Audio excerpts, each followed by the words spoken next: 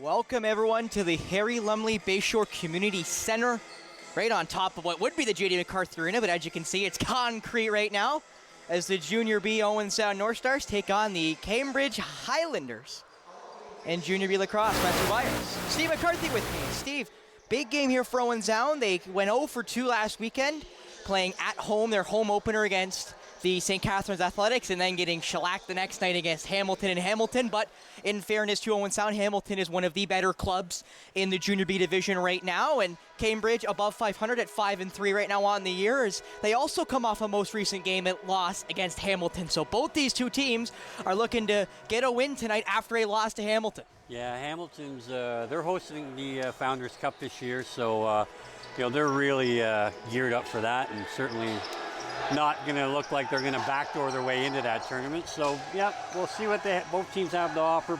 Neither one of them are really high potent offense, so should be a pretty evenly matched affair here tonight. Miles Plater in the net for Owen Sound, and matched by another number 30 in the opposite side cage.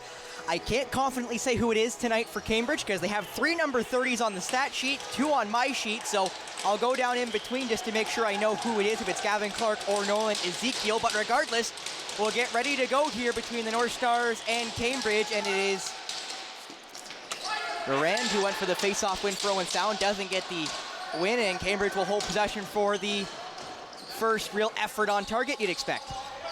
Again, Cambridge in the same division as Owen Sound, allegedly. Owen Sound in arguably the best division to start off this Junior B season. Everybody's above 500 except for them, who are 4-5 on the year. Cambridge, early effort, good save by Plater, and kept in the restricted area, and they're going to say over and back, so an immediate possession change back in favor of Cambridge. Rather surprised there is the young man who got blamed for it, assistant captain Calvin Stewart, who was the one who got the over and back call against, as Stewart immediately takes it back. So Stewart able to right the wrong, and at least for the second he did, as that ball was put on target, saved by the netminder Plater. The main starter for Owen Sound was not here last weekend, which is why Sanderson, who still playing on some of an injured ankle from field lacrosse season, was in the cage last weekend. As Moran will walk it up and play it forward.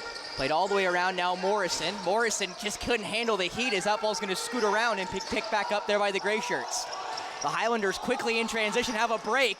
Morrison though in the trail. What a defensive play there by Morrison. Lost the stick as he played defense and made sure that breakaway effort goes for naught for Cambridge. Yeah, great effort there by Morrison to get back. It certainly saved the golden opportunity. May have been the first real golden opportunity in this game, but Morrison said no thank you.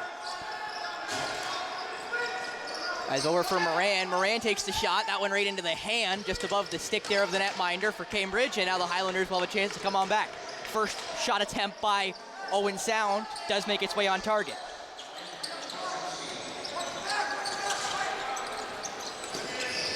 As Cambridge now back on the offensive end. They don't have any real leading point getters. They are not exactly lighting the lamp so far this year, but you don't need to if you're getting really good goaltending, which the Highlanders, you could argue, have been so far this season. Both netminders well below 10 goals against per game. As the ball now in the corner, nobody can seem to get a handle on it. Owen Sound still couldn't get a handle on it. 3-on-3 there in the half boards. Now picked back up by Owen Sound. I believe that is that's Logan Claggs. He gets thrown down. He just fired it. It's retrieved by Owen Sound. Moran's got a fire, and it hits the chest of the netminder. Rather scrambly there by Owen Sound, Steve, but luckily they still somehow got a shot away on that one. Yeah, you want to have to see them getting a little bit of an offensive flow early on. They tend to start real slow, and they haven't had a great possession the first 2 times they've had it. That shot right into the net there of Plater. That ball got right in there, and another good save by Plater. I'm not sure how we saw that one or if that was all instinct, but a good save nevertheless. Yeah, did a good job getting down low and covering that 5-hole. Stewart now played over. That shot, I believe, saved there by the netminder. Does get right into the knee pad. Yeah, anything short of an actual laser beam generally will not go right through the belly pad. So. This is what they're made for, is to make sure it doesn't have that happen. It's immediately knocked away there. And here comes Owen Sound the other way. West Grant with the takeaway. West Grant with the breakaway. And that ball rocketed over the shoulder of the netminder. Great defensive efforts here early by Owen Sound, something we didn't see a whole lot of in their home opener against the Athletics. They did give the Athletics a lot of opportunities, just poor St. Catharines really couldn't capitalize on a lot of them. Nice move there, trying to battle through. That shot goes well wide. So no shot clock reset, about 7 seconds left on it. Tried to get that ball away, just did. 4 seconds now, gonna take a perimeter shot. They don't get it and they lose it. Good early signs here by the black shirts on defense, as Moran now with possession. The leading point getter for these North Stars. Over for Morrison, Tyson Morrison, back for Carter Moran. Moran shot, that one right off the foot and saved. As now the Highlanders will try to go the other way in transition. That ball's right through the stick there of, it looked to be a Highlander, and now taken away by Owen Sound. You saw Plater there went to play it, but it got immediately taken just before him by Marcus Patak. As now Moran again will be stuck up in the far end. Usually the offensive initiator is Moran. They put it off there to Cochran. Cochran gave it off. That looked to be to Morrison. Morrison tried to get it back into the middle. It's not going to go, and now a chance for Cambridge to go away. Again, just fumbling the ball there is Evan Wallace for the second time, and for the second time, Gardner Batok says thank you very much, takes it away. And now Moran for a third time will come down this right side. Moran off to the top. That's Cole Hutchinson, one of the U18 players that won the provincials last year. One of the quite a few on this North Stars Junior B team. Morrison trying to scoot around. He gets around 1, 2, 3, make it 4. Try to go around the 5th guy. Does. Plays it to the middle. Take in that shot, saved. That one attempted by Ever Sloan Wickens, who I believe leads the Junior North Stars in goals. I believe 14 coming into tonight, just above his teammate Carter Moran, who are, you'd say easily, their 2 most threatening shooters in Lone Wickens and Moran. Call going against, I think, Owen Sound. I'm surprised by that, Steve, but the reason why I'm not wearing black and I'm sitting up here in purple is that shot off the crossbar, and the whistle will now go for a hold against the North Stars, and it's looking to be against Logan Claggs. Yeah, that was a pretty iffy call for holding. I mean, I think he had his stick over top of the guy's hands as he was defending the 2-man pick and roll. I mean, if he had a grab actually on there, it was a millisecond. So pretty tough call. I thought it was going to be a cross check against Cambridge, but then I saw him wait to make the whistle, and I went, oh, I guess going against Owen Sound. Yeah. And again, I obviously know cross checks offensively, I believe, are just possession changes. So again, I was kind of surprised that whistle wasn't blown. So now Cambridge on their first power play, something they struggled with. Owen Sound did against the Athletics. I believe of their 12 goals, at least 6 of them were power play goals. That shot saved again by Plater, taken by Patak. Somehow no stick whistle there, Steve. That stick caught him right in the face, one of the 2 that were on him, but Marcus Gardner Patak, who is a track athlete at OSDSS, is just going to take a run. Ooh, and Steve, I got something to mention here. There's a wooden stick on the floor. Normally all of them are made of plexiglass. I see right there one of the defenders for Cambridge has gotten a wooden stick. He does have the woody out there, yeah. He pulled out the Gretzky and got the Easton out there. Very surprised. Not exactly something you see every day. Wonder if that'll play a factor here tonight with the older style stick for Cambridge on the defensive end especially. Right across the top, trying to, again, mishandled there by the Highlanders, and now Moran will take a run, and Moran's got a guy with him. Moran's going to try to hold it for as long as he can, takes the screen, a couple sticks in the hands, and that ball is fired just over. It was bounced. And now the whistle will go in favor of Cambridge, as they will now get a chance to possess it. But again, kind of sloppy there by the Highlanders early here, Steve. They've had quite a few offensive opportunities. They've just seemingly not been able to get ball to stick. Yeah, they really haven't executed at all here on the power play. And that shot right into the pad there of Plater. As Owen Sound will just fire it forward, that ball might bounce out of play, and it does right into the penalty box. And that's just a bad turnover. With 20 seconds left in a penalty, you've got 30-second clock. You can kill that man down, and just a careless effort up the floor in transition. And now Robertson with like no real emphasis there to walk the ball in, with only about 12 seconds left in the power play. Now down to 3. About to come flying out is Clags, who is the defender. That shot scores right as the power play expires. As Jason Buniemma makes it 1-0 for the Highlanders. Yeah, again, just that careless errant pass by Calvin Stewart created the turnover, and it ends up in the back of the net rather than being able to kill off that last 20 seconds of the power play. So again, a lot of these small things seem to come back to haunt the North Stars, as they do every other team when you don't execute. So with about 7.5 gone here in this first period, the Highlanders strike first. They win the faceoff and have a chance to go, and they will. Lankowski was the one just making the mad dash. He takes a couple whacks, and he'll take a couple more as he goes off the floor. As now the Highlanders will take their time here, as they only have about 13 left here on the shot clock. Ryder Robertson hands it off. It's some more jousting there in the middle. That shot wide, and that ball's going to bounce. It's going to bounce far as both teams make a mad dash for it. The shot clock's going to go against the Highlanders, so Owen Sound will have a chance to free reception. Grant fires, saved, rebound just couldn't be corralled. Now it is by Owen Sound.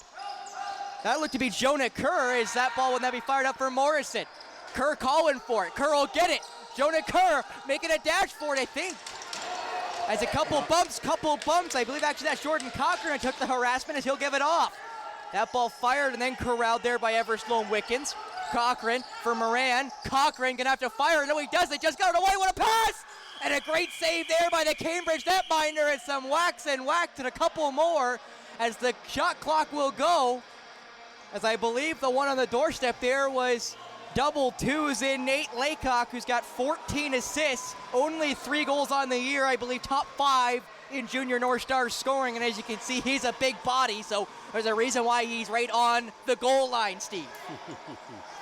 Yeah. There's actually a penalty against Cambridge, not to interrupt you. Yeah, they were, Owen Sound had the 6-on-5 set up there, and used every ounce of that 30-second clock to create that great scoring opportunity inside. Now we'll see what the Owen Sound power play can do on their first effort here tonight. Technically 0 for 1 are Cambridge, but they scored right after it expired. As Morrison has Moran, he plays it back up there for that looked. Because I'm a little late there on that one. Now back up to him as beat Hutchinson. As that played up, just blocked there. As that ball's fired, goes through the net or the crease technically, the netminder. That whistle's gonna go, and they're gonna keep it. With Owen Sound here, as a fresh shot clock will ensue. As now Moran, back for Hutchinson. Moran, right there for I believe that's Laycock. It's a good save, rebound, good save. Ball still loose. Can Moran corral? No, he can't, but neither can Cambridge. That ball still dancing around. Moran goes to get it. That wooden stick plays a factor, and away will come Cambridge. And Moran gave the young man some extra wax there, and Rolando Henderson, who had some things to say as he ran back to the bench. As now Cambridge will play, it looks to be basically 3-on-4 as Moran cherry picks, taken away, and now here come Calvin Stewart and the North Stars. 2-on-2, Moran, shot save there by the Cambridge netminder, and now away will go Henderson. Henderson chased by Moran.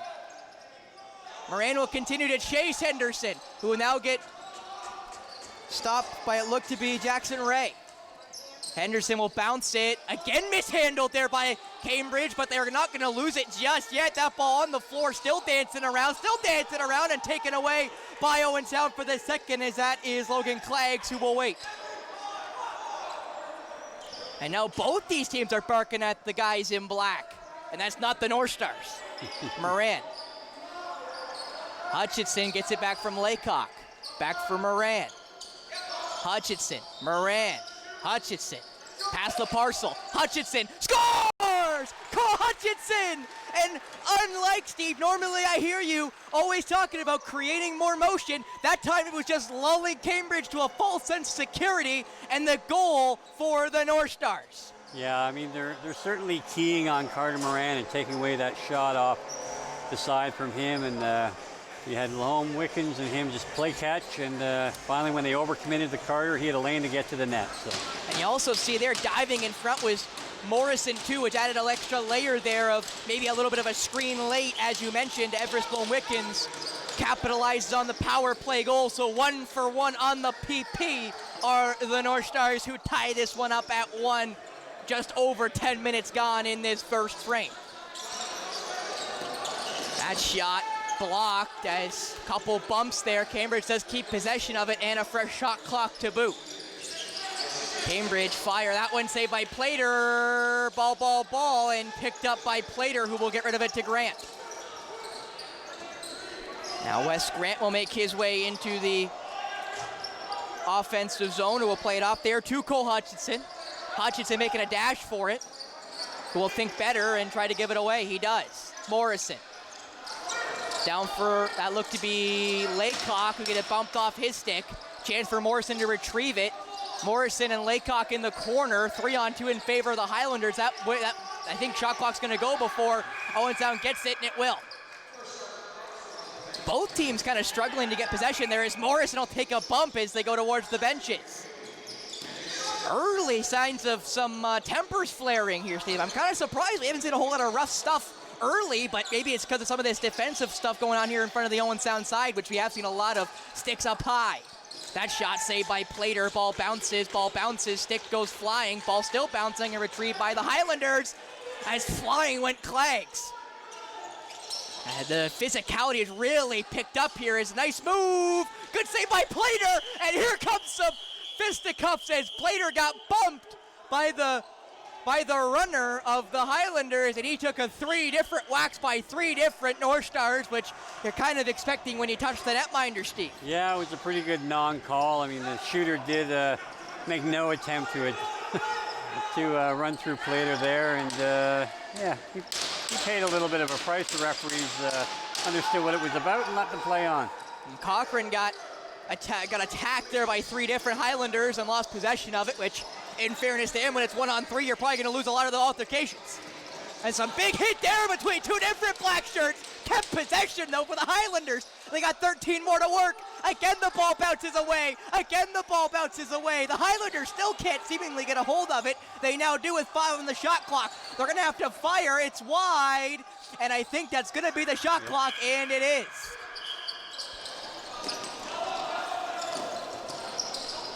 Yeah, Owen Sound's done a good job defensively, keeping up the intensity, and keeping Cambridge to the outside where Plater can handle those long shots fairly easily.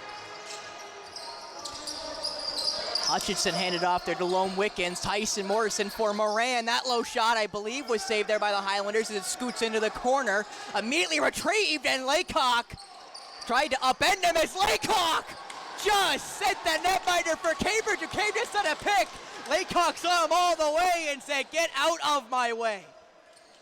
Yeah, he got the best of that collision. So, and the Cambridge goaltender is no shrieking violet. He's a big boy, though. So he may be braced the next time he comes out to pick for one of his defenders. That shot saved there by Plater as Owen Sound will take it away. They have a fire through the middle. That ball bounced right by Clags as it's retrieved there by the netminder. Again, just another low percentage pass in transition where unless the guy's wide open, you can get it to him. There's no sense of turning the ball over. Not only that, Steve, he was turning his head as he came in, so he kind of didn't see it as he threw it. So, again, kind of waited too long, if you will, on that stretch pass if you're going to make that pass. As the Highlanders now right across the top looking for a shot. They're not able to get one. They do get the 2-man game, though, and a good save there by Plater, who has definitely made some pretty big saves here for Owen Sound early. As a bump there right at the top of the penalty box has taken a couple whacks and bumps is Owen Pryor, who kept possession. As now Wes Grant will try to make a mad dash. Gives it off to Moran. Moran right down to the corner.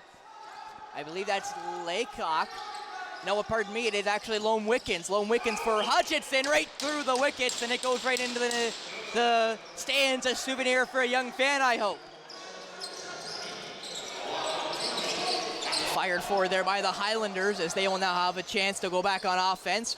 Very low-scoring game, something that I would say the Highlanders are known for with their lack of offensive firepower. Seemingly as he stepped in as he fired. That one doesn't count for Ryder Robertson, who you could argue is probably been the most dangerous guy in gray today. Yeah, had a couple different dashes. He did a good job beating his defender to the net, rolling towards there, and obviously must have stepped in for the referee to call it back, but a great individual effort, and they're going to need more of that to get inside here against Owen Sound if they want to be successful.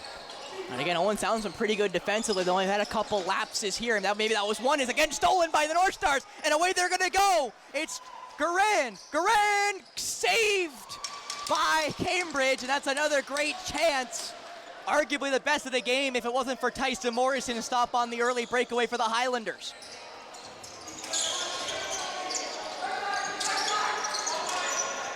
Cambridge right across the top, off to the corner, trying to get around. 1-2, whistle's gonna go, and they're sending a Cambridge Highlander to the box.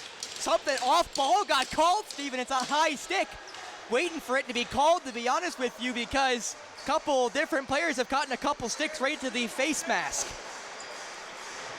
Yeah, generally speaking, that's when you take a high sticking penalty, when you have possession the other team's end, it is a frustration call of sorts, and again, those aren't something you like to see as a coach. If you're going to take a penalty, you would hope it would be in an effort to stop a goal or inflict some pain, but these tit-for-tat things 200 feet from your net are generally frowned upon. Lankowski will sit for 2 or less. Owen Sound now with Moran just off for Morrison. Kind of had to handcuff him there. That ball just got there. Lone Wickens scores! Everest Lone Wickens makes it a pair, and it's 2-1 Owen Sound. Both those markers coming off the power play. And again, something that somewhat struggled against St. Catharines was the power play. They had a couple opportunities, weren't able to cash them in last weekend here at the Bayshore, and all of a sudden, Steve, Owen Sound's got the lead. Well, you got Owen Sound that ran a bit of a wheel there where the shooters, the right-handed guys come up, pass over to Carter Moran, and then cut through the middle, and you just keep rotating them around until something breaks loose. In that case, Wickens found himself in the middle there with really uncontested, and had a chance to find a hole and zip the underhand home. And I will mention that Patterson, the face-off taker there, Jake Patterson, was the one who deflected the ball that got to Everest Lone Wickens, and you saw him look skyward there as that ball goes in, because he played arguably perfect defense. You can't do much better than deflect the ball, but Everest Lone Wickens with a hand-eye still able to capitalize on the power play. That's now Calder Adams in the offensive zone will play it off to Cole Hutchinson. Hutchinson down for Moran. Moran gets it over. That'd be Laycock. Laycock with the rocket. It's saved. It's going to bounce a mile away, and Cambridge had a chance for a 2-on-1 here. Moran, the only one back. Moran tries to play defense, and the whistle will be blown. That was a late hand against Moran for the hold. It was kind of obvious. He wrapped right around him. He gave him basically a bear hug as he went around Moran, but the referee didn't blow it immediately. He kind of waited, which does sort of surprise me. Yeah, I'm not certain what Mr. DeBrome was waiting for, but he had obviously earmarked the penalty to come up there, whether he was waiting to put the arm up if Cambridge had repossessed the ball there and allowed them to go on a new shot clock, but nonetheless, here we are. Man down for Owen Sound. We'll mention, Steve, you said that if you want to take a penalty, you want it because you're saving a goal. You could argue Carter Moran just did that.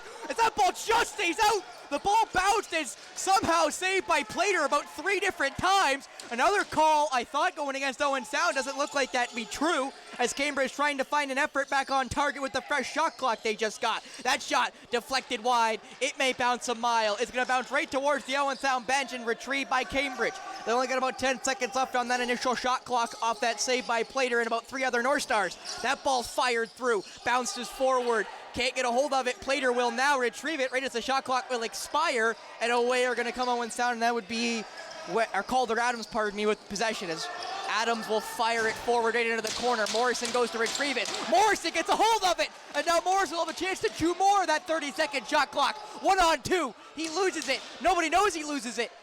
Ball still loose, and Cambridge will not pick it up. I'm not sure what's happened to the Owen Sound bench here. They were playing with 2 men.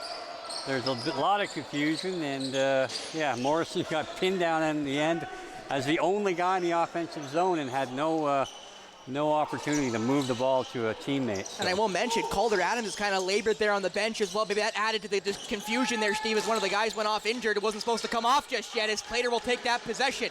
He might just fire it. He's thinking about it. He'll fire the home run ball. It's caught. The ball is gone. Patak! Great save by Cambridge. It's one thing, Steve, when you mention it's a low percentage shot. I think that's when the chance you kind of take it when you're on the penalty kill just to get rid of the ball regardless. And Gardner Patak caught it in stride, pulls away, and gets a great opportunity on the penalty kill. This Owen Sound team is here at home, and they're happy to be home, it feels like, after the game against Hamilton down at the Dave Halerchuk arena. Yep, Dave Halerchuk Mountain Arena, yeah. And here we go, Carter. Moran, right out of the box! Save, ball bouncing, scores! Carter Moran, slowly inching into the net for the North Stars. Wait, did they whistle that back? Are they going to go take a conversation about it? It's a goal, but they're calling Carter Moran for taunting afterwards, so he'll serve a deuce here for, they're really trying to clamp down on that kind of stuff. I'm not sure that it was really warranted, but I guess I'm waiting for the taunt here, Steve, because obviously I sat down the moment I saw it go over the line, and we'll see if we can get a replay of that before as we come back from the break, because I didn't get a chance to talk to Carter Moran pre-game, and he's now got a goal in 2 different minors, so he's kind of been a big talking point here for the North Stars. As Cambridge back on the power play, 0 for 2 so far tonight. They did score their goal just after the first one expired, and then conceded one just as the second one expired. As they now have about 10 seconds left on the shot clock. Saved by Plater. Calvin Stewart gonna fire. He fires for to Wes Grant, who will make the run. And Grant may be able to chew the rest of this period off as he'll take a run. He gives it off there to Laycock. Nate Laycock through 1, through 2, takes a couple more bumps. He's going to go to the boards, bumps off the boards, pinball. The ball's down, 8 seconds left in Cambridge. They have one more shot, and it's going to be a timeout by Cambridge with 6 seconds remaining in the first frame with 1:16 left on the Moran minor. As you mentioned, Steve, with that minor taken by Moran as the period will expire, that will obviously lap over to the next one if Cambridge cannot capitalize in this last about 6.5 seconds. As we would like to thank Pizza Hut for tonight's crew refreshments. You can visit them at 669 10th Street West here in Owen Sound, or call them at 519-371-5660. Or you can visit the website. They're on Skip the Dishes. I know I've ordered Skip the Dishes from Pizza Hut. I actually rather like Pizza Hut's food as much as I am the pickiest eater in this building for sure. And I know you had some grub before the game, Steve, and we always like to thank Pizza Hut for their support during Junior B nights. Yes, it is always something to look forward to prior to the game. Yes. I think we got to look at one thing that Owen Sound is doing, and I'm not sure if it's by design or just some confusion. They're only sending 2 men into the offensive zone when they have possession on the man down here. It's making it very difficult to run that 30-second clock down. So. And I will mention they pulled the netminder to Cambridge. They might only get one shot. They do, and Plater makes the save. So I'm not sure if what Cambridge drawn up was what they got executed, but it was still a pretty good effort with only 6 seconds left and having to run it one end of the floor to the other. It was 6-on-4, so they should have maybe gotten a better chance with it, but obviously, again, it's rather high intensity, Steve, when you only have 6.5 seconds and you got to run the length of the floor. I think they executed it quite well. Just the guy in the crease that ended up with the ball needs to step out rather than just continue that north-south motion. He, even though he was running out of time, he kind of eliminated his own angle there, as Plater is a pretty big body in the net, and it's going to be tough to reach around him. Well, coming back in the second period, the Highlanders will be on the power play for about 1 minute and 10 seconds, 1:09 to be exact, but so far, the North Stars have played really good defense, and Miles Plater has played very well in the cage for Owen Sound. But we're right back coming up after the break. It'll be myself interviewing Carter Moran, the captain of the Owen Sound Junior B North Stars, coming up after this on Rogers TV.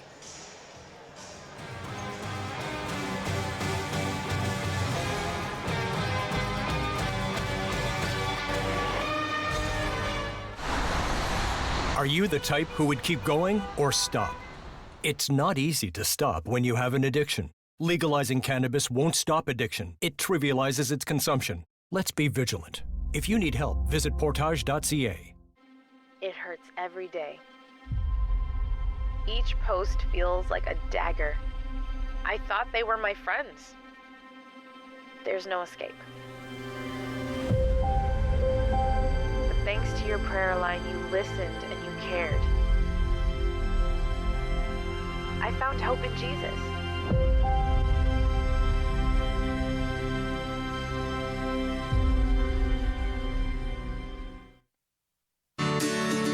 Here are 3 reasons why your social strategies should include Rogers TV.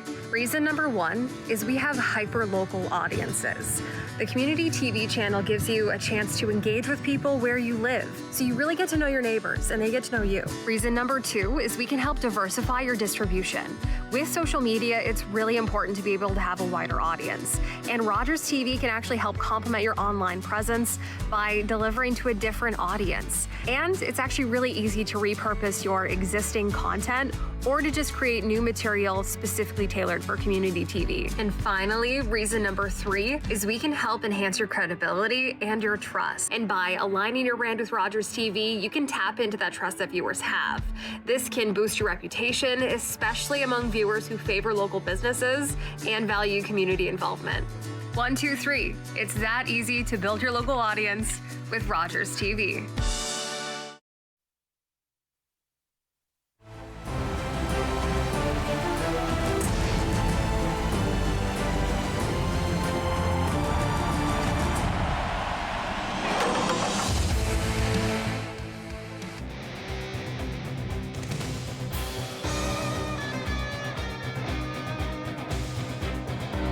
Welcome back here to the Bayshore. Spencer Byers alongside me is Carter Moran. Carter, you guys have had about 500 start to this season, but again, looking at the standings, you guys have had probably the hardest division to be in. Alora's been a really good team. Everybody in your division's above 500. You are the only team not, and you're playing against a Cambridge team tonight who's just above you in the standings in this division. You know, what do you feel like you guys need to do to be able to come up with a result against the Highlanders tonight? Yeah, we know these guys are a good team. They play just like us. We're very similar. We just got to push the ball in transition, use that to our keys, and our offense has really got to step up. We've kind of been letting our defense down, our goaltending, so yeah, our offense really got to step up tonight. Yeah, not only that, Carter, looking at the stats, you are the leading point getter, but you're not listed as a forward. You're listed as in the transition game, and I assume that is because, Carter, you are so good with the ball in your stick that you got to be able to have the ball transitioning from offense to defense because of just how dead you are in transition, being able to run the floor, being able to create offense with your feet because you're just so fast. So what is it like being a transition player more than just focusing on offense, having to kind of be able to play a little bit of defense when you have to? Yeah. Obviously, I got to kind of keep my energy throughout the game, but yeah, if we needed me to go back on defense and push the ball quicker, we obviously use that to our advantage, but yeah, I like to stick up on offense, but I can help our team wherever we need it. No, I also can see there on your screen, you are the captain of this team. Obviously, Braden Kruger was the captain last year. He graduated, so now you are the captain of the Owen Sound North Stars. What does that mean to you to be the captain of Owen Sound? Yeah, obviously it's a privilege to lead this team. We've had a lot of captains the past years, and I just try to be a good leader for the rest of the guys on the team. Thank you so much, Carter Moran of the Owen Sound North Stars. Good luck with the rest of the game. Thank you. I'll be right back with myself and Steve McCarthy after this. Thanks, Spencer.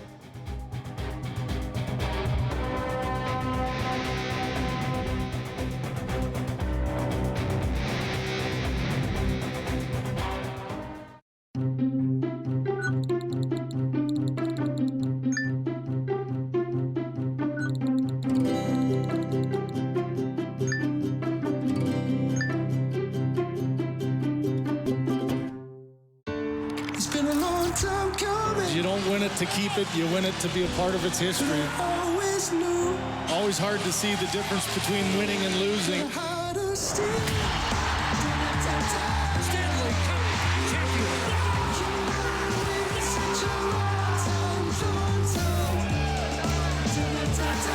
The quest for the hardest trophy to win in sports.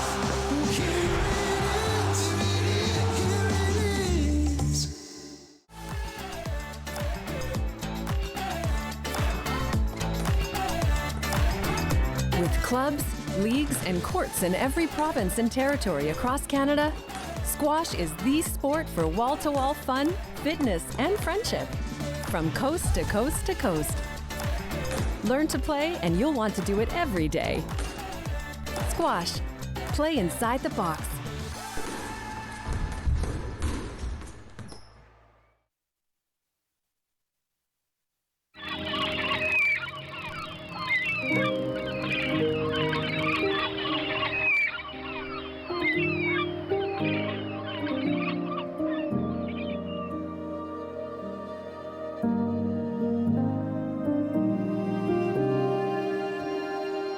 Welcome to Central Westside United Church.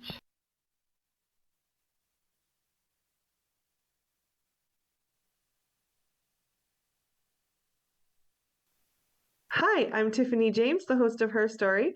Join us on Rogers TV as I interview various women in our community on how they found success in their own way.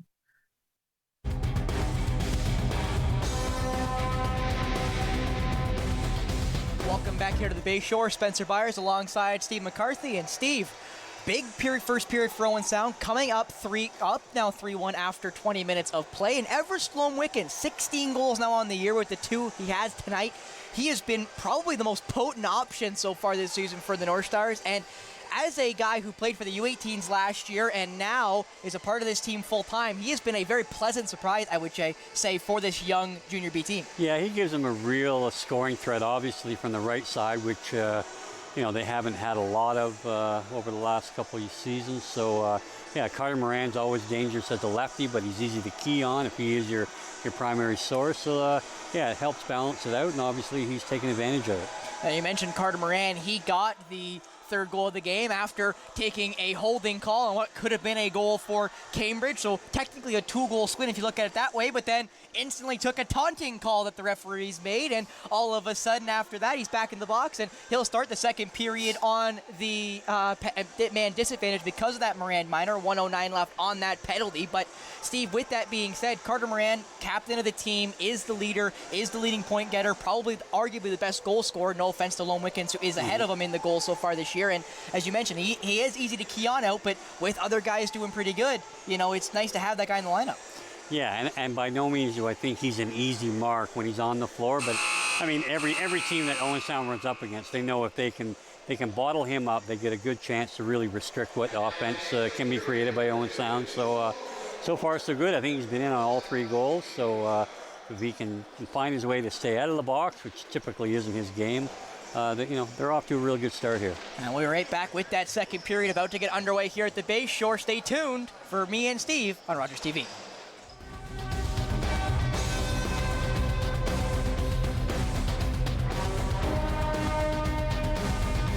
October 5th, 2014, my daughter was hit by a train. She was walking along the sides of the tracks, and it shattered her world.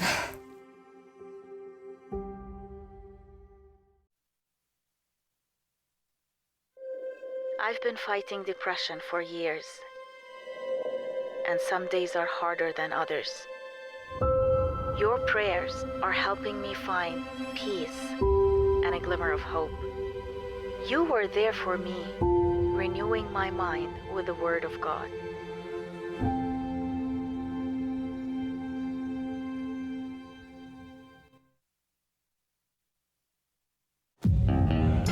Long way from Nashville and Mama, I'll tell you that.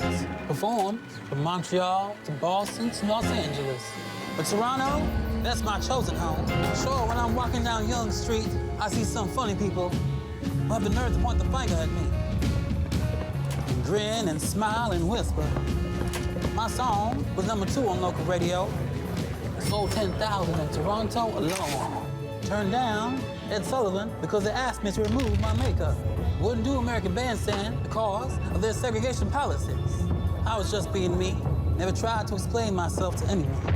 And besides, none of that to worry, Jackie, because I know I look good. Got a new way of loving, baby. Thought I want to teach it to you. Jackie Shane was a pioneer transgender soul singer, a central figure in the Toronto R&B scene. She helped shape what we know as the Toronto sound.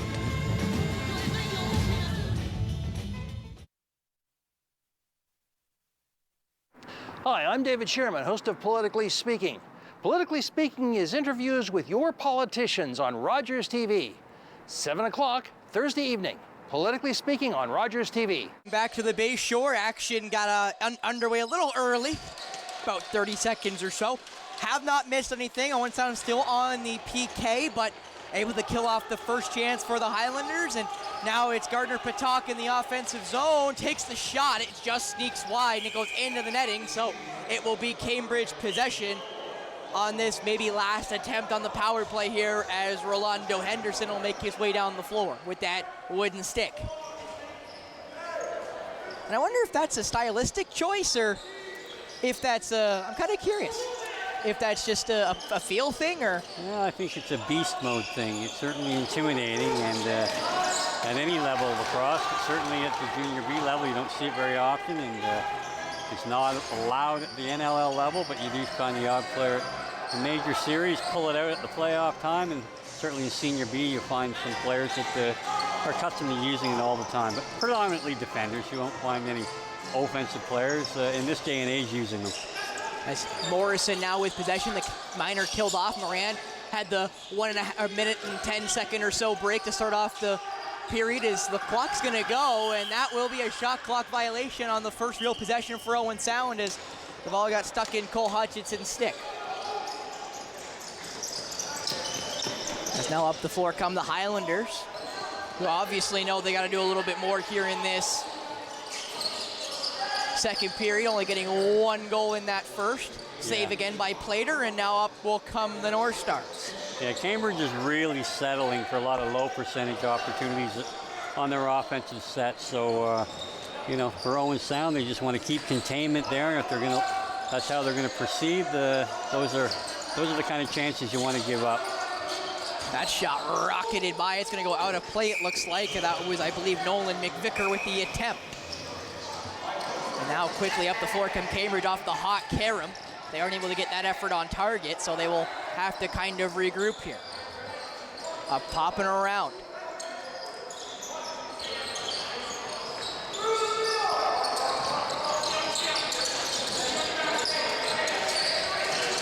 Looking to fire, finds it in the middle, ball bouncing.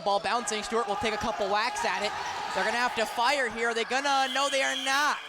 So good job there by Calvin Stewart to not give away an easy shot there in the ending of the shot clock, as he'll now have possession.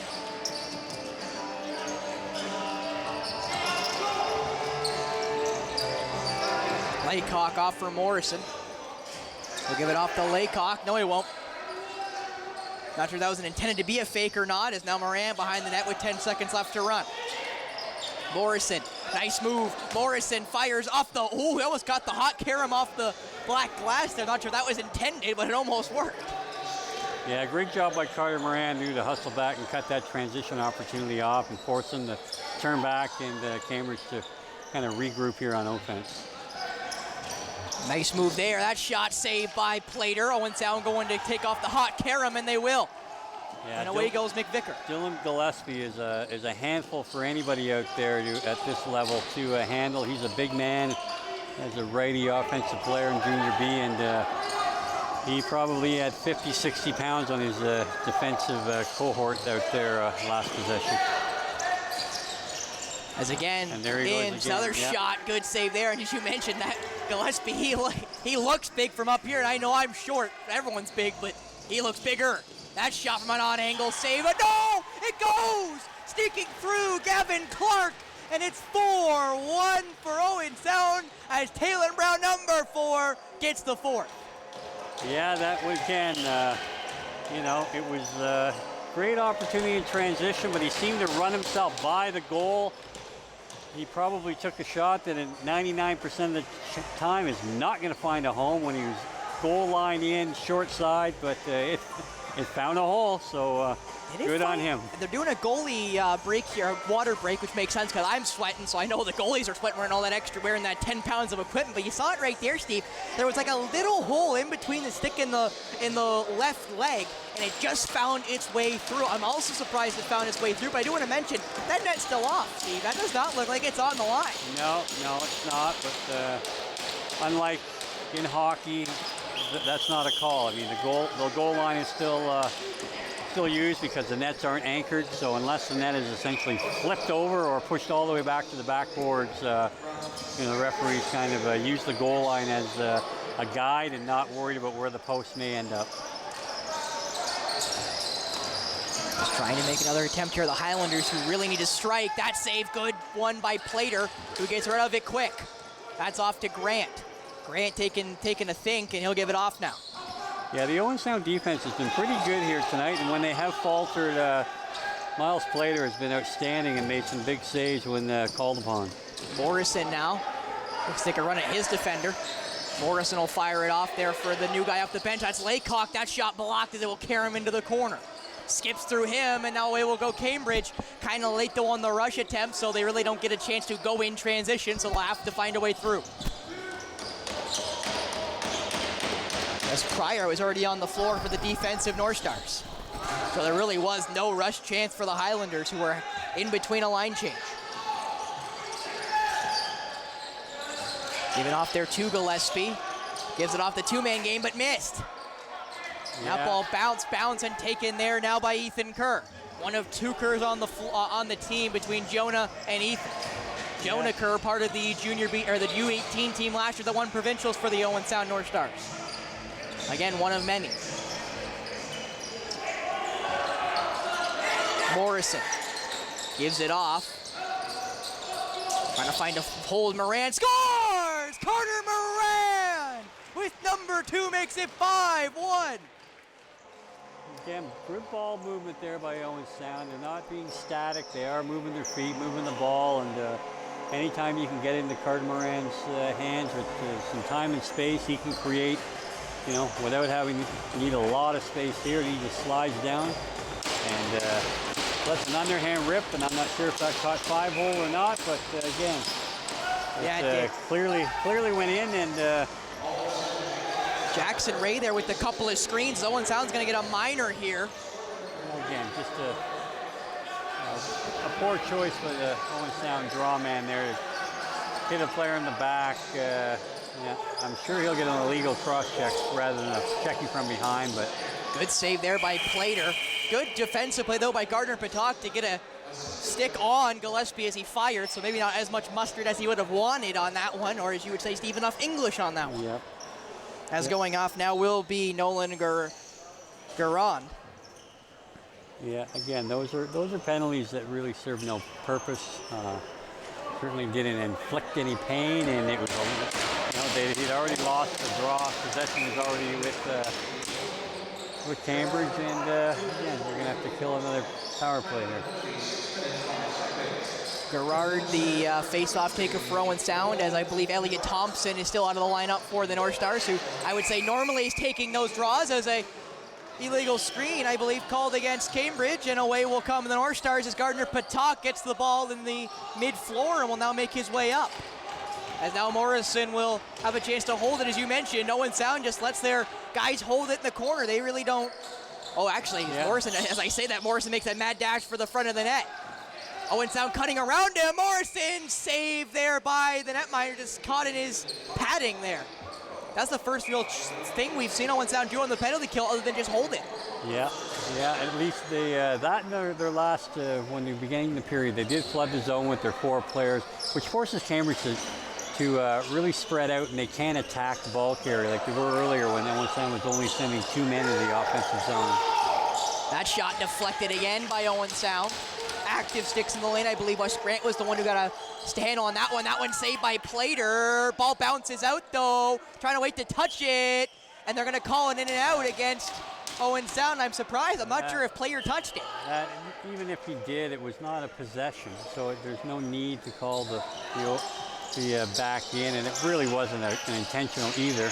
And that's right into a goal there for Jason Munyema with his second of the night. And he's the only goal scorer so far for the Highlanders, who now have cut a little bit into that Owen Sound lead. That's their second marker, his second marker. That one on the power play, his last one coming just after the power play. So now 1-4 are the Highlanders.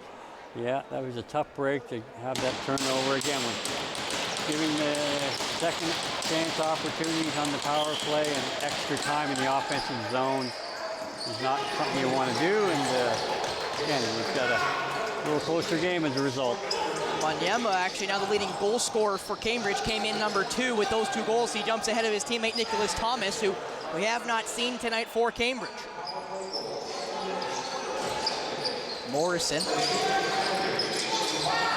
fires it for Laycock, right into the net there, and that one saved by Gavin Clark. I will mention I did grab the name of the netminder for Cambridge, and it is Gavin Clark as Gillespie. Saved, I think, by Plater. I'm not exactly sure. I think the ball popped out of his stick. He made a few moves as he cut across the crease, and I think it inadvertently flew out of his pocket. And although Plater did a good job, again, following him across, not really biting on the fake. That's a good shot there. Coasting in there was Cole Hutchinson, as that ball's going to bounce all the way down to Plater. Fresh shot clock, though, so Owen Sound will have a chance here to work as, actually, no, now a fresh shot clock as Plater takes it, and Plater's going to take a little walk. Plater will just fire it. That's going to miss everybody mostly as Morrison will tip it up and kept in by, I believe that is Laycock. As Laycock takes a shot, Morrison now has a chance to run because of it, though. Morrison lost it as he gets bumped, and quickly will come Cambridge. Chance for 2-on-0. I'm surprised I haven't seen Plater go out at it, but Plater will just let it bounce off of him. Missed opportunity there for the Highlanders, Steve. They had 2, and they were in alone. Yeah, that was probably 6 inches away from being a real nice pass by the goaltender, but it was just outstretched arms, couldn't corral it, and Owen Sound gets to go back on the offense. That's Cochran now to Morrison. Morrison off for, that's Lone Wickens. Lone Wickens making a move. Lone Wickens takes a bump, trying to get off to Morrison. He does. 5 seconds left from the shot clock. Morrison fires, Moran scores! Carter Moran, 1, 2, 3 for number 3. It's 6-2 as some chatter going on there between the Highlanders and Owen Sound. It's Ethan Kerr jawing at Ashton Campbell, who took off his bucket. That might be an extra minor. We saw that last weekend, Steve, with St. Catharines as both players tried to fight and took off their helmets. Yeah. But in fairness to Ethan Kerr, he did it. I think his helmet was already undone after some stick work here, as you see, as he got jousting there as the ball gets fired to Moran. Right here off this screen for Lone Wickens. Right there they connect and they keep jostling for the entire time as Morrison fires to Moran, who makes no mistake.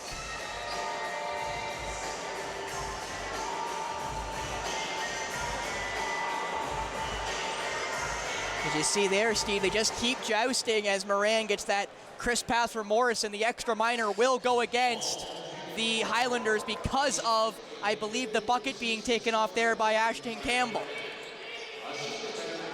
So a goal for Owen Sound and a fresh power play for Owen Sound, who I believe are 1 for 2 on the man advantage. Moran shot, Lone Wickens, that one saved. Moran will corral it with the fresh shot clock to boot. Lone Wickens. Laycock, Morrison. Morrison for Lone Wickens, mishandle, ball bouncing. Lone Wickens gets drilled, and a possession switch as Lone Wickens got handcuffed and then dumped. Now Lone Wickens with his sweat spot there on the floor, marking where he got dropped. Laycock, Lone Wickens, Morrison couldn't fire. Morrison fires away as Moran will pick it up. Lone Wickens will now go off, who I think is holding at that collarbone shoulder area. It's now Cole Hutchinson on for him. That shot fired right to the stick there of that looked to be Jordan Cochran. Moran lost possession, ball bouncing and corralled by Cambridge. That ball fired forward. And I won't mention, switching sticks there is Rolando Henderson. Henderson, who was using the woody, is now switched to that normal stick.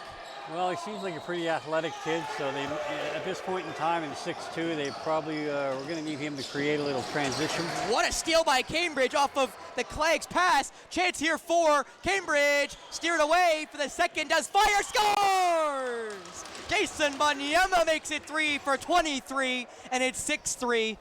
As that is a PK marker. So a goal just after the power play for Banyema, a power play marker for Banyema, and a shorthanded goal for Jason Banyema, who's now got 12 on this season, the leading goal scorer for the OA side.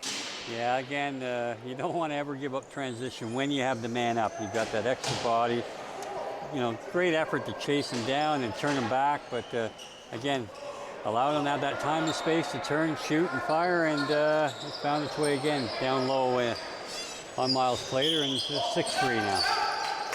Ball comes out as again some jousting there from was Laycock taking the face off, and Laycock's able to win it. And he'll think about going straight off. No, he won't. He'll come right back on. And he'll give it off to Lone Wickens, who looks no worse for it after getting dumped. Moran, Lone Wickens, Moran, Lone Wickens, Moran. Pass the parcel again. Back for Lone Wickens. That time it's not deflected and caught. Lone Wickens able to retrieve it. Got 5 to work. Fires! Scores! Everest Lone Wickens makes it a third. And the third hat trick of the night. 7-3 in favor of the North Stars. Yeah, again, kind of a desperation shot late in the shot clock after a broken play. And again, the goaltender seemed to have the angle covered, but it just found a way to, I think, rattle in between the legs, and now we're going to have a goaltending change. I want to mention they're both wearing 30, Steve. Now, I know that in hockey that's not legal, but obviously in lacrosse it is.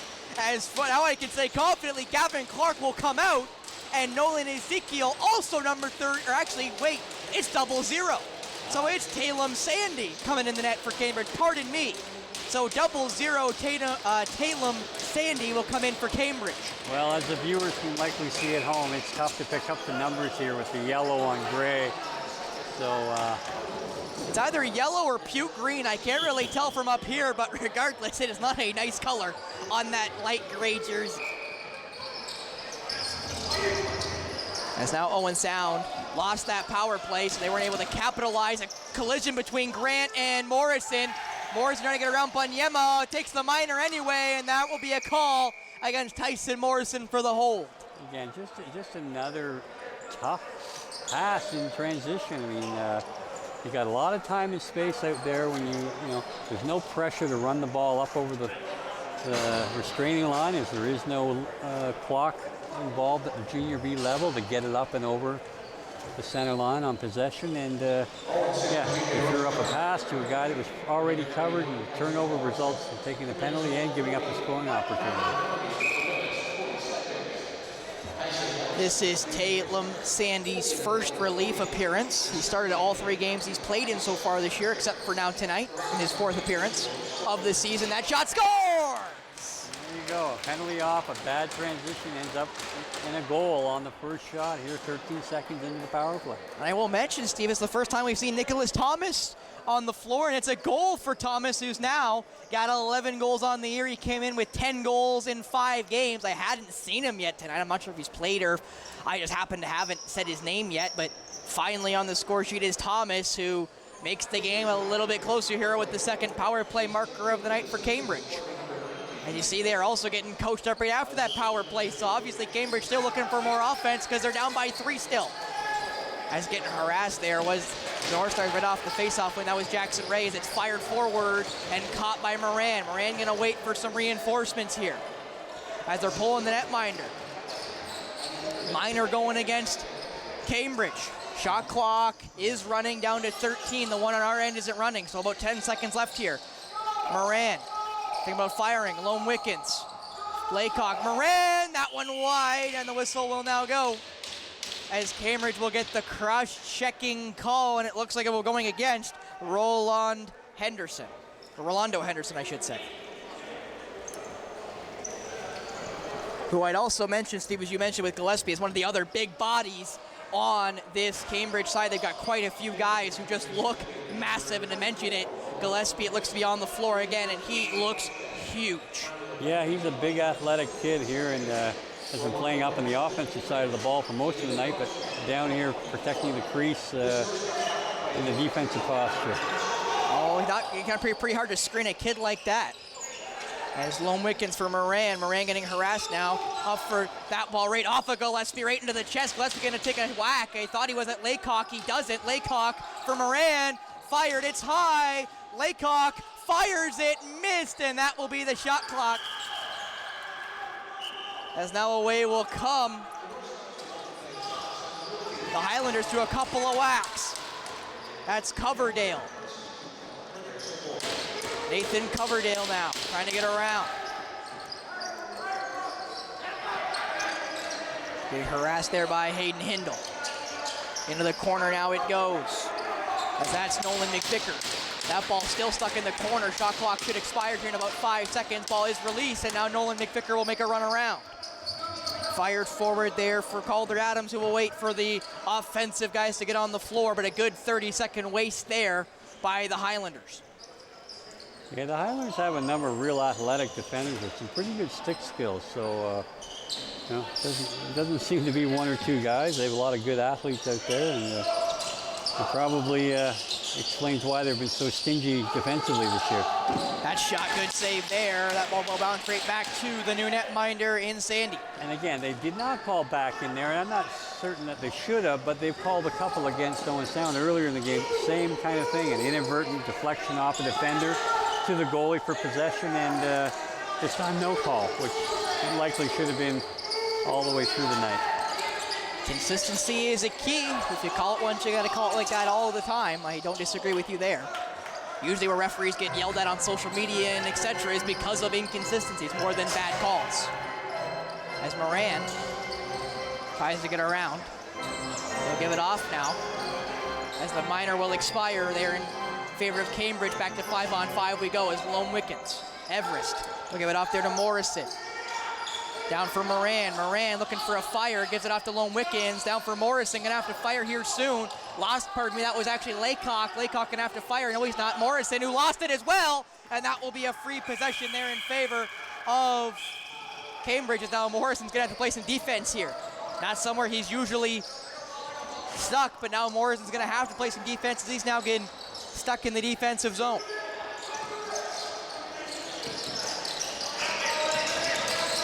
Trying to get around there are Cambridge. They're not able to just yet. About 5 minutes left here in this second frame. Trying to get a fire away are Cambridge. That ball fanned on and deflected, and can Owen Sound retrieve it? Cambridge and Owen Sound, they're going to call that against West Grant. It's a time clock almost violation. He had no hope to pick up the loose ball. If he did his momentum, bring him in his own zone, and Owen Sound hits the guy from behind and gives up. That one rang off the post there. That one looked to be Bonyema again, but that ball's going to scoot all the way down to Sandy. So those things really got to drive the coaching staff crazy. It just keeps that teams in the games where you've got a lead and just need to play smart.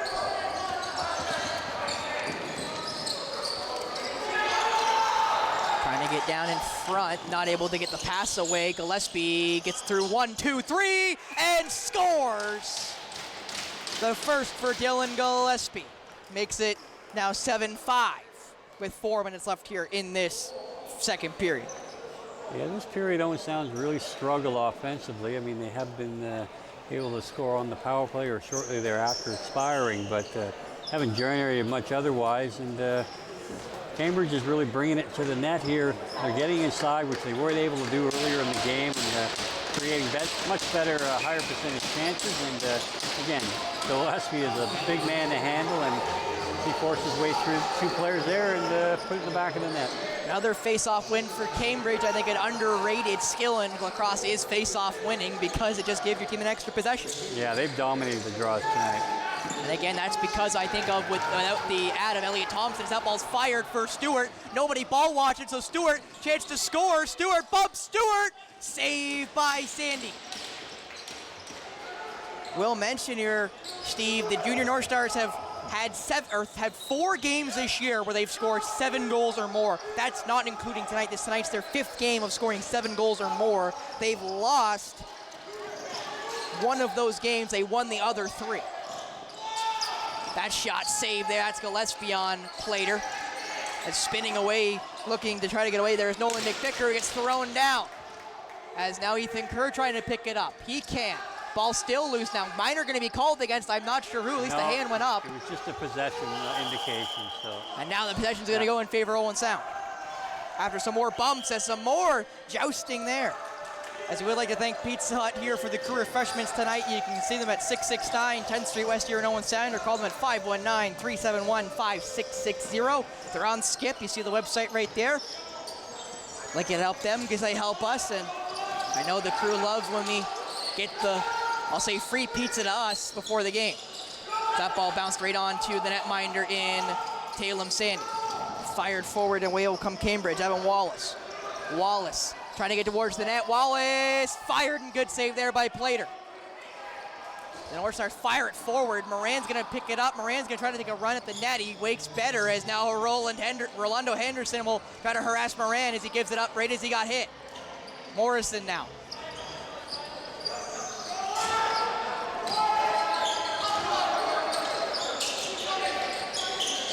Morrison trying to make a dash. Morrison shot, that one saved, and he bumps the netminder. He's going to get harassed by 1-2 different, and there's going to be a fight here as Morrison still dropped his gloves yet. Now he does, and there they go. Morrison trying to get his hands free as Morrison as they go at it. Some clubbing shots there by the Cambridge player. Both players now will go down as Morrison might beat him there on the ground, and that was Mitchell's subject. Subject and Morrison go at it after Morrison makes contact with the netminder, Talem Sandy. As they're both gonna, I assume, go straight to the locker rooms here with under 2 minutes left here in this second frame. And again, Steve, we've seen it, especially throughout that first period, very much tempers were flaring, almost a fight at the end of that first frame. There now is a fight here in this second frame, and with this game being so tight, obviously penalties will be a factor in this upcoming third period, but with tempers still flaring and the game still being so close, you gotta expect this will continue as this game goes on. Yeah, it'll be interesting to see how this gets called. I mean, there's no doubt that Morrison did make contact with the goaltender as he drove to the net. He looked like he probably got pushed from behind. Couple of times there by Subject and Rolando Henderson. Yeah, and then, he obviously did make contact with the goaltender, no doubt about it. I'm not certain that he was shy about extending his arms when he did take the hit in the back. But I mean, then he was pursued by 2 or 3 players. He certainly had no chance to not defend himself. So I'm curious to see if North Stars at least end up with a power play here. It's always tough to lose an offensive player. As we see the replay here. You see there, he gets kind of forced in the netminder. That's not really a hit by Morrison, in fairness. And he took 2 high sticks, 3 high sticks, 4, and then Henderson comes in. Converge. And so yeah, we'll certainly wait to see what the call is here. And Steve, I got to be honest, I had to interrupt you there, but you saw at the end, Rolando Henderson comes in on Tyson Morrison, and then who gets a hold of Rolando Henderson? It's Nate Laycock. And if there's any 2 guys I want to see take a fight, it's the 2 biggest guys on the floor in Nate Laycock and, as the name just skips my mind, in Rolando Henderson. Because those 2 guys, they can probably throw knucks how big they are. So ironically, Henderson's still on the floor. So I don't know if either team has any indication here of who's going to be getting the extra minors. As Stewart's there, beside his counterpart Nicholas Thomas, as it was Moran at first, and now Moran's back at the bench, I assume, because both teams kind of know is either going to go 4-on-4 or 5-on-4, depending on who gets the instigating minor. I would say with the personnel on the floor, it certainly looks as though there's an anticipation or have already been notified by the officials that there is a power play in favor of Owen Sound. Power play, at the very least, a possession. They've got their offensive guys on the floor. Cambridge has a number of their defenders back ready to go, so I guess we'll wait to see the penalties go up on the board and see how things shake out here. You definitely got to be intrigued here because, as you mentioned, in fairness, Tyson Morrison, he really didn't hit Talem Sandy. Obviously, he made contact. There's no argument there, but there really wasn't a hit made. He didn't do, ironically, what Cambridge did in the first period to Miles Plater, which wasn't a hit. No. Miles Plater got some pretty good contact made in that first period. So it would appear that as Laycock's now going to the box. Everything I just said is being going the other way because the possession is being. I don't know how it could possibly be going to Cambridge, but again, we'll wait to see what the official call is here. Yeah, Owen Sound's getting the explanation right now. I'm not sure they're too impressed about it. Is again, they're losing their offensive guys here. Nate Laycock is in the box. I'm not sure how Laycock was the one, I guess because he was on the floor. He could very well be serving. It looks as though somehow they've determined that Owen Sound should get the initial penalty, and that is... They're still struggling to get that minor up on the board here as I keep seeing the dots pop up for the Stars. I just haven't seen Tony Goff wait. Now Rolando Henderson's making his way to the box. So obviously the 2 guys that made the run in late in Laycock and Henderson both got offsetting minors, but how does Cambridge get the ball? I guess Well, if they're offsetting, the ball was going to Cambridge at the expiration of the shot clock. So that's what they called here. And it will stay 5-on-5, by the way. I will make sure I mention that. Yep. That ball passed down. Thomas fires and saved by Plater. And down's going to go. Stewart, they're going to be calling it against Nicholas Thomas. As Stewart got dumped into the crease. And Steve, I will ask you this because I obviously know that you cannot go back in the crease once the ball is outside of the crease. But what happens when you're forced into the crease? What happens when you're thrown there? That's no different than being pushed out of bounds in football. That's your fair game, and I guess he got a high stick there. I thought it was, again, didn't see it from that angle. So kind of a tough call. They did a good job of containing Calvin Stewart there when he picked up the rebound. He had nowhere to go, and they forced him back in the crease, but they got the benefit of the call here and go back to the power play. And it was a high sticking call against Nicholas Thomas, the captain, so power player for Owen Sound is Moran. Gives it off. Looking for a fire there was Lone Wickens. Now down low, that shot saved. That was, I believe, Cochran. Ball bouncing, in and out. They're going to give it to Owen Sound. Again, Steve, you mentioned the in and out calls against Owen Sound. They finally get one in their favor. Yeah, that was a little different. The defender had positioned himself in the crease and reached outside of the crease to corral the ball, so that was an easy call. Hutchinson there mishandled it. Moran now. Again, without Tyson Morrison, this offense might be a little stagnant as that Hutchinson effort gets on target and retrieved by Cochran. Cochran for Moran. For that looked to be Lone Wickens. Everest for Moran. Down low, fakes it back for Lone Wickens. Everest, Lone Wickens gets the screen, fires across. Down low, bouncing, retrieved again by Cochran. Cochran for Moran. Moran down low, scores! Talon Brown! The Morrison replacement makes it 8-5 in favor of Owen Sound, his second of the day. That was an outstanding skip pass from the top all the way down to the crease. The goalie was really out challenging the shot to come from Carter Moran, and he placed it right in the stick and a one-timer. And Talon Brown doesn't appear to have the smoothy, silky hands, but he was able to corral that and quickly released, and he's got himself a pair. And you mentioned, Steve, usually I hear it during the senior B games, I hear it during the junior B games. We're back here with the last 40 seconds here of this period.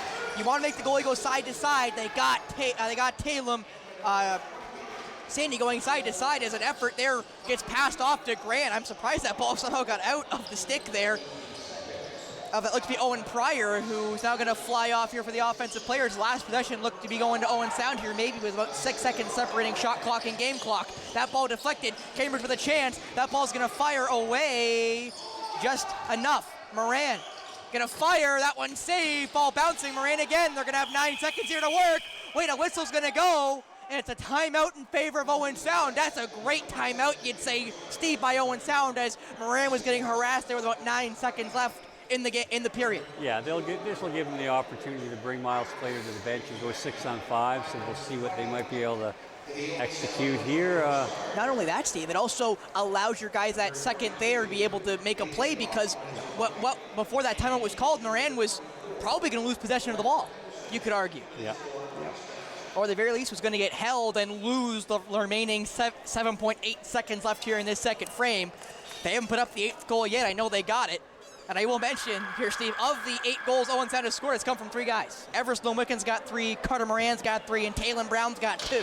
So even though Owen Sound has had a good offensive game, you'd say here through almost 40 minutes, unlike some other games they've gone through this year where they've really struggled to get offense, it's only from 3 guys. So you would like to see Owen Sound be able to kind of spread the load a little bit more. Yeah, and I think Carter Moran, you'll find, has been in on almost every goal. If he hasn't been on every goal. He's on the floor for sure. Yeah, and again, he's going to quarterback this play here. Will be interesting. You might want to see him on the receiving end. Lone Wickens going to fire. It goes wide, and that will be the period, I think. And it will, as just couldn't corral it there, as Owen Sound wants the technical call there, as the player did fire it as the time expired, and Owen Sound will probably not be happy about that, as they'll come back here for the third period. 8-5 in favor of the Owen Sound North Stars on the Cambridge Highlanders.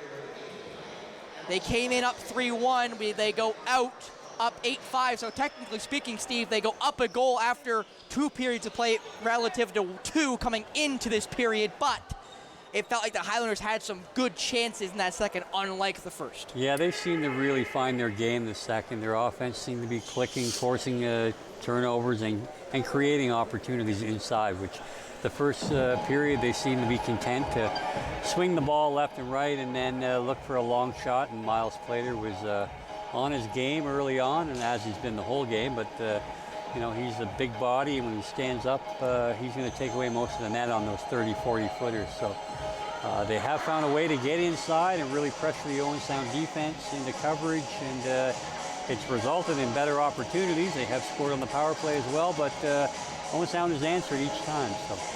Well, as you see there in your screen, Coach Cochran of last year's Junior B North Stars team is taken in the game as his son Jordan continues to play on offense for the Owen Sound Junior B North Stars. We'll be right back for the rest of this second intermission between the Owen Sound North Stars and the Cambridge Highlanders on Rogers TV.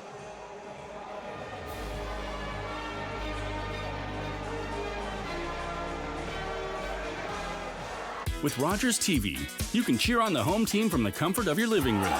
We'll head to the rink, the field, the court, or the pitch, so you don't have to. Tune in and cheer on your local amateur athletes on Rogers TV. I did it.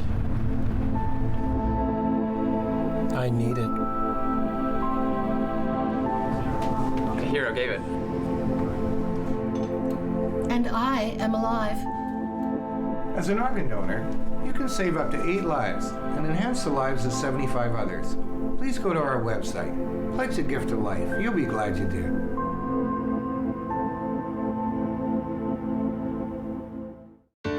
It's been a long time coming. You don't win it to keep it, you win it to be a part of its history. Always knew.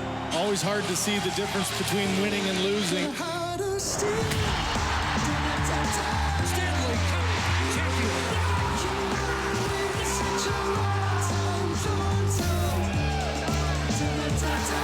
The quest for the hardest trophy to win in sports.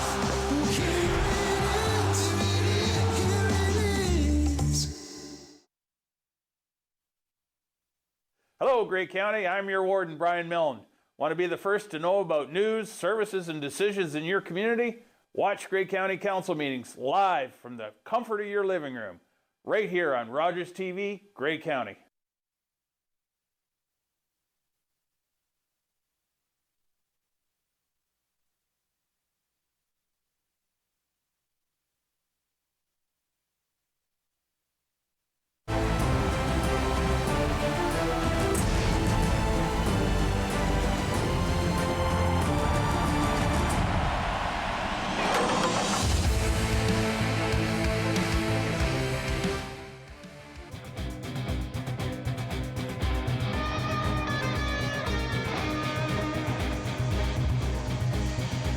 Welcome back here to the Harry Lumley Bayshore Community Center. Spencer Byers alongside me, Steve McCarthy, and Owen Sound has played maybe arguably their best game of the year. Obviously, they've had a couple of wins this year, 4-5 on the season, but 8 goals in 40 minutes of play, Steve. And not only that, they've also looked pretty good offensively, and I think even more importantly, really good on defense. They kind of struggled against St. Catharines in the home opener, and tonight it's kind of been the opposite. They've had a really good defensive game, in my opinion. Steve, would you agree? Yeah, their defense certainly has stepped up. They played a good game against St. Catharines. They almost stole one against, arguably the top team in the league, but they let it get away late, and they got into a little penalty trouble there to make the score less flattering than it might have been. But yeah, today they've been, first quarter or first period very good. There were some holes in that second period, but overall they've been much more impressive tonight. Well, we will take a look at the leading scorers of the Junior B division, and I will mention Elora is in this Owen Sound division. I know the divisions really don't matter because it's still 1-8, but you see there Brindley Wilson was on the Elora team last year. He's got 40 goals, 39 assists for 79 points. You can see there with everybody else, he's basically doubled up everybody else. You also see there Jaden Patterson and Trent Meridian, who were here last weekend. Also number 2 and number 3. You also see Cody McNeil of St. Catharines in that list. You see Keegan Detweiler of the Elora as well. You see Hamilton's in there. All teams that Owen Sound's played. You see JJ Levine, who also was on that Elora team last year, Steve. So Again, when you look at Owen Sound's record, 4-5, around 500, maybe they want to be a little bit better. But when you look at all those leading scorers and you think Owen Sound's basically played them all, like not exactly an easy start to the season, especially with 7 straight games to start on the road. Yeah, their schedule has been probably the worst in the Junior B circuit by a long ways, as far as this only being their second home game, and they're again had really tough opponents as well. So things bode well that they're hovering around 500 so far this year, and now they got a string of home games and some of the lesser opponents. They should be able to make hay. And I will mention here, I got told just after the first period that Carter Moran played for the Senior Bs this year, and he already had 2 goals for them. And he obviously is an older Junior B player, but Steve, you're the senior, or I guess the MSL GM, and Carter Moran, what kind of experience do you think he's getting with that Senior B call-up? Well, no doubt. I mean, he's a skilled guy. He's very slight, and it's for smaller, slight players, it's tough playing against men, especially for the first time. And he got a little taste of it last year in the playoffs against Oakville, who are predominantly an NLL squad. So, and he fared very well at that level. And I have no doubt that when called upon, he'll be able to contribute at the Senior B level, no doubt. Well, we'll be right back here for the rest of the second intermission. We'll be right back here on Rogers TV for the rest between the Owen Sound North Stars and the Cambridge Highlanders.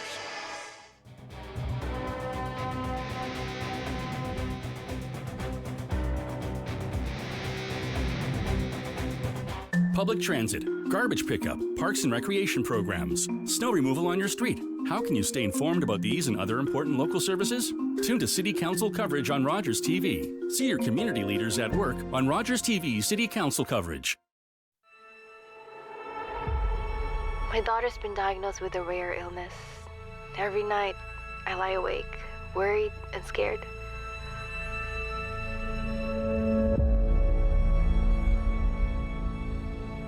Your prayers have brought us so much peace and strength. You were there for us when we needed it most.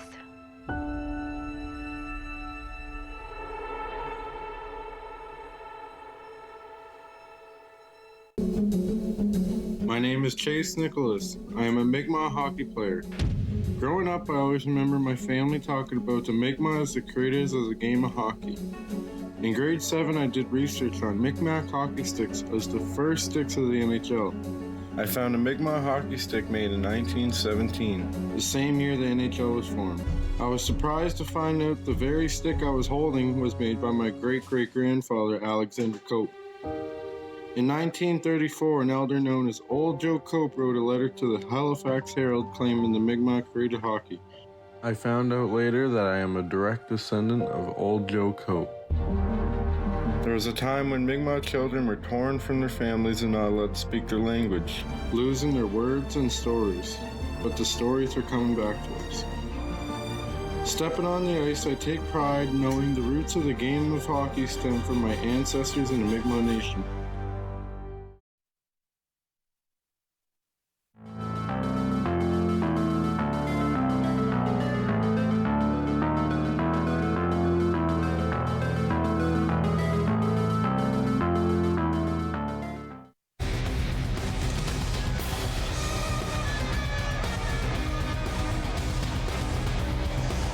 Welcome back here to the Bayshore. Spencer Byers, Steve McCarthy alongside me, and we're going to take a quick look at the Owen Sound and Cambridge division, which is topped right now by Elora, who are 8-2 on the year, have the top scorer in the Junior B division in Brindley Wilson with 40 goals, just a ridiculous amount. You also see there the Guelph Regals in second. Currently, Owen Sound and Cambridge though have some games in hand on both Guelph and Elora. And right now, Owen Sound kind of looking to weight themselves ahead of Cambridge after tonight's game. They still got 20 minutes to decide that as both teams make their way out to the floor here, Steve. And it's kind of interesting because, again, you look at the other standings, every other division's got a team where they're 3-5, 1-7, 1-8, 2-8, something like that.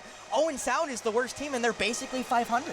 Yeah, it is a very competitive division, and especially when you have a really dominant team at the top of the standings there. But yeah, there probably isn't a lot that separates the Guelph and Cambridge and Owen Sound from one another, and it's just teams that want to will their way to win, cut out the mistakes, play good transition, good defense, and hope that they can muster enough offense and get good goaltending. So And they've gotten good goaltending tonight from Miles Plater, who makes his return to the cage after last weekend. His backup in Nick Sanderson, who came back from the U.S. playing field lacrosse as a long pole. Had a chance to speak to him before the game because I just wanted to make sure we had goalie numbers right last Thursday when I was hanging out with the great Mark Perry in the control room. As we now get a chance to get underway here, as it will be Gerard against Jake Patterson again. Patterson's gotten the better of Gerard a lot as another false start against Gerard. Yeah, that was almost a non-attempt. So they're probably, if not 80% better on the draws here, Cambridge tonight. That shot, good save there by Plater. Had him going the wrong way, but was able to get the foot out there, Steve. Good save by Plater. That was Whistle. Gillespie making a move. Gillespie trying to get the shot away. Gets turned. That shot clock at the far end still not working, so we have to rely on the far end. That ball bouncing around. Ball still kind of bouncing around. Nice pick. Fired! Whistle goes, and it won't count. A possession change going against Cambridge right as they scored. So they did beat Plater, but they didn't beat the whistle. As now Stewart will start with it off the fresh shot clock for the first opportunity here for Owen Sound off the fresh period. Moran.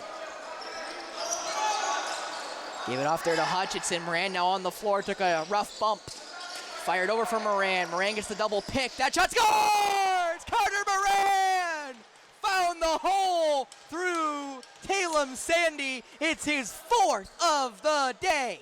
Yeah, and that was just an outstanding shot, far side low, just a little bounce over the foot and inside the post. And again, if you're going to give Carter Moran that kind of time and space, the defender didn't get in the shooting lane. He was kind of played him straight up, and Carter was able to shoot around him and found that far side. And it's a great way to start the period, going up 9-5, first minute in. With those 4 goals, he's at 16, one behind Everest Lone Wickens, who's got 17, including his 3 tonight. So again, 2 very potent options, and as you mentioned, Steve, it's important they're one lefty, one righty, so they can operate on different sides of the floor. As Cochran off for Hutchinson, that ball fired and it goes wide. It's going to scoot all the way down to, I believe, Plater, maybe. No, it doesn't get all the way there, and again, I'm surprised I don't see Plater make a run for it. That ball is bounced. Moran will just scoop it and fire it into the corner. Smart there by Owen Sound to know they weren't going to get anything off of that late shot clock. No, the goalies today seem to be very content to be tethered to the goal. Certainly wasn't the case in the olden days when I played. So, and that's a goal there by Gillespie, who was able to get around the pick. Yeah, it's his 2nd of the day. Again, and almost the same shot that Carter Moran just scored on. He reached around, did a good job beating his man, had a clear lane to the net, and went bounce shot under the glove, just inside the post, far side. So a nice goal there by Travis Gillespie, who's had a real nice game for himself tonight. Been definitely one of the more potent offensive options for Cambridge, who snapped this lead back down to 3 in favor of Owen Sound. Face off won technically by Cambridge, but they lose possession as Stewart getting dumped. Or actually, part of that's Cochran, who got fumbled there by 4 different gray shirts. Yeah, unfortunate there. Cochran did a good job to gain possession, but was immediately gang tackled by a group of 3 gray men. That turned into a football play there. The ball carrier had it, and all the defenders swooped in on the ball. That ball played down to the goal line, fired across, blocked, and they had possession. It was, I believe, that was Calder Adams who made the stick work. Ball still loose, ball still bouncing. 4-on-3, 4-on-4, ball still loose. Retrieve, great save by Plater. Another one. That one, I believe, saved by Plater. It's just a tough one late in the shot clock there. You don't want to leave the back end exposed there, or the loose ball squirts loose, and Cambridge again had a great scoring opportunity. Stewart fires it forward. That ball in front of Laycock. Laycock going to retrieve it though. Bounces into the paint for Sandy. No, I mean, again, just another poor transition decision there by Owen Sound, throwing it into a crowd. And, you want to limit the opportunities coming back on offense. And they're going to call, I'm going to say that's technically a charge, but the word I'm going to use for it. Yeah, I think they called him for pushing off with the free arm. You do see it called now and then. That didn't seem like a blatant extension of the arm, but nonetheless, referee DeBrone had a much better view than we did up here. Cochran down low. Obviously, Morrison still out of the game after the fight to end the second period. Good pass down. Shot. Scores! And a great job by Laycock. Beat his man and then continue to come across the crease. A lot of guys will just pull up and not bring the goalie across the net. And he did so and was able to bury it. And when you get inside, you have a much better opportunity to finish. Yeah, and he just continued to move in as he was eventually hit from behind after he released the ball. But again, great job to get there as he was falling, reached around, and again, that's a huge goal to bring the lead back to 4. And that's the 10th one of the night for Owen Sound. Only, and I'm going to make sure I check my sheet to make sure I'm not messing this up, it's only the second time this year they've reached over 10 goals in a game. As I got to go, I believe, fix the net? No, or I guess I don't let it clean up the floor. Yeah, a little bit of a sweat skid there with Laycock extending after getting hit and going for a little slide there prior to the ball ending up in the net. And I will mention, Steve, as you saw with Laycock, only reason why he got that free walk towards the net is because his defender, Jake Patterson, tried to pick his pocket, tried to steal that pass, jump into the passing lane, and he got, as Steve Smith said about a cornerback trying to jump on a ball, big mouth pass, that ball went right by him, and it left Laycock a free run to the net, and probably the wrong guy you'd want to give that free run is the biggest guy on the floor for Owen Sound. Kind of like Gillespie, if you will, on the other side. As now Carter Whistle plays it down the floor quickly. That shot blocked, and it will carry him quickly about 5 rows up into the stands. Thank goodness nobody there to catch that one, as that one was coming hot into the stands. It's a whistle down low, caught, but no effort on target just yet. Right around the crease. Great save by, I believe that was Plater to get a stick on that one. Yeah, that was an outstanding save with the player coming back from around the net. And that was Brody McGinn with the effort. That shot kind of knuckled there in the air, if you will, Steve, as it was saved by Plater. Couple good whacks and caught right in the helmet there. Looked to be Wes Grant. That's going to be a high stick going against the Highlanders, and maybe a little bit of undiscipline there for a down big-ish Cambridge Highlander squad. Yeah, they called him with the illegal cross-check, and yeah, it's, again, always tough to take for an offensive player that far away from his net, you know, to take a penalty in those situations. So it's Carter Whistle getting the minor for high sticking. And again, as you saw there, Grant got hit a couple times and then got put down for good, as it will start for Owen Sound with that looks to be Everest Lone Wickens. Laycock, the most recent goal scorer for Lone Wickens. Moran, Lone Wickens. Laycock down to the goal line. Moran, it missed him. Cochran couldn't get there, and now away will go Cambridge.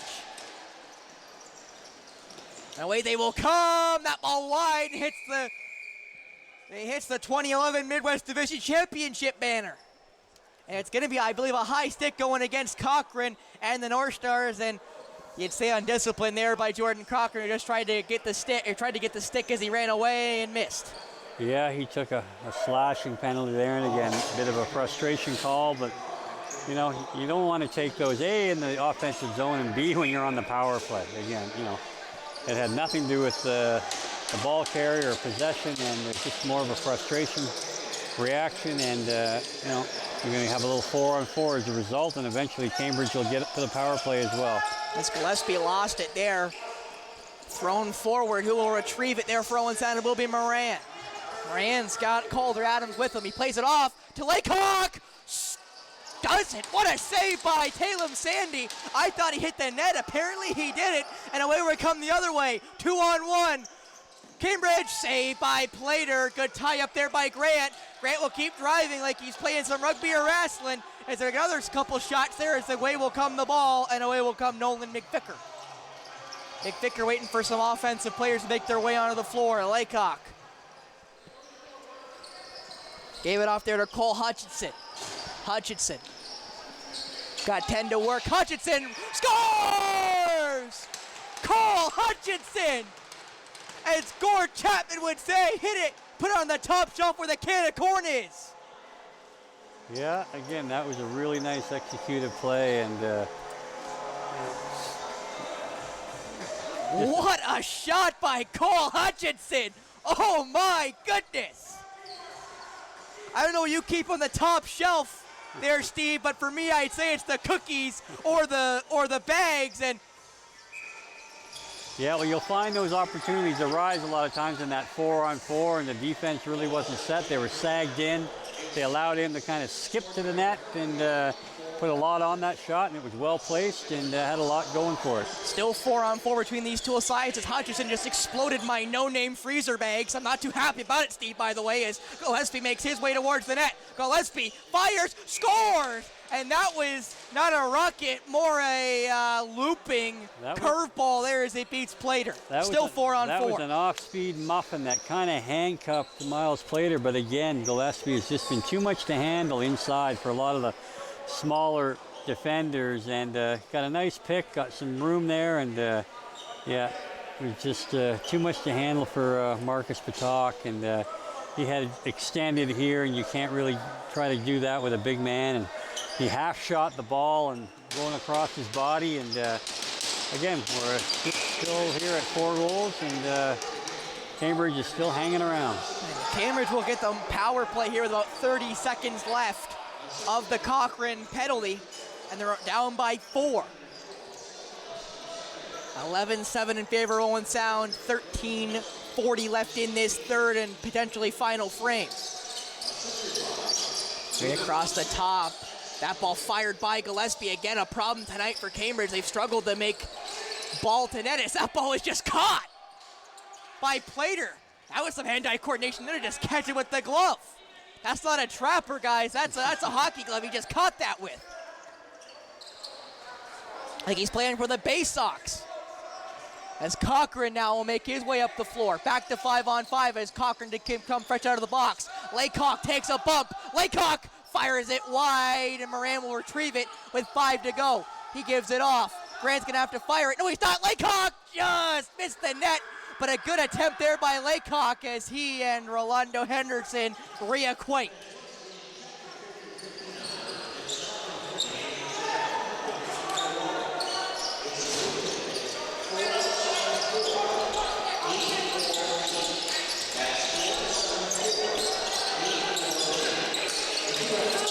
That ball bouncing, ball loose. Can Stewart retrieve it? No, he can't.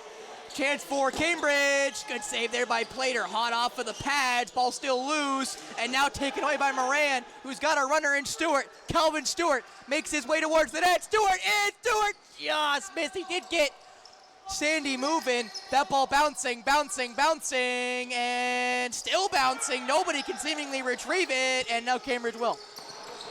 And I believe that is Nolan. Actually, no, it's Patterson, pardon me, with possession. Given off now as Nicholas Thomas back on the floor.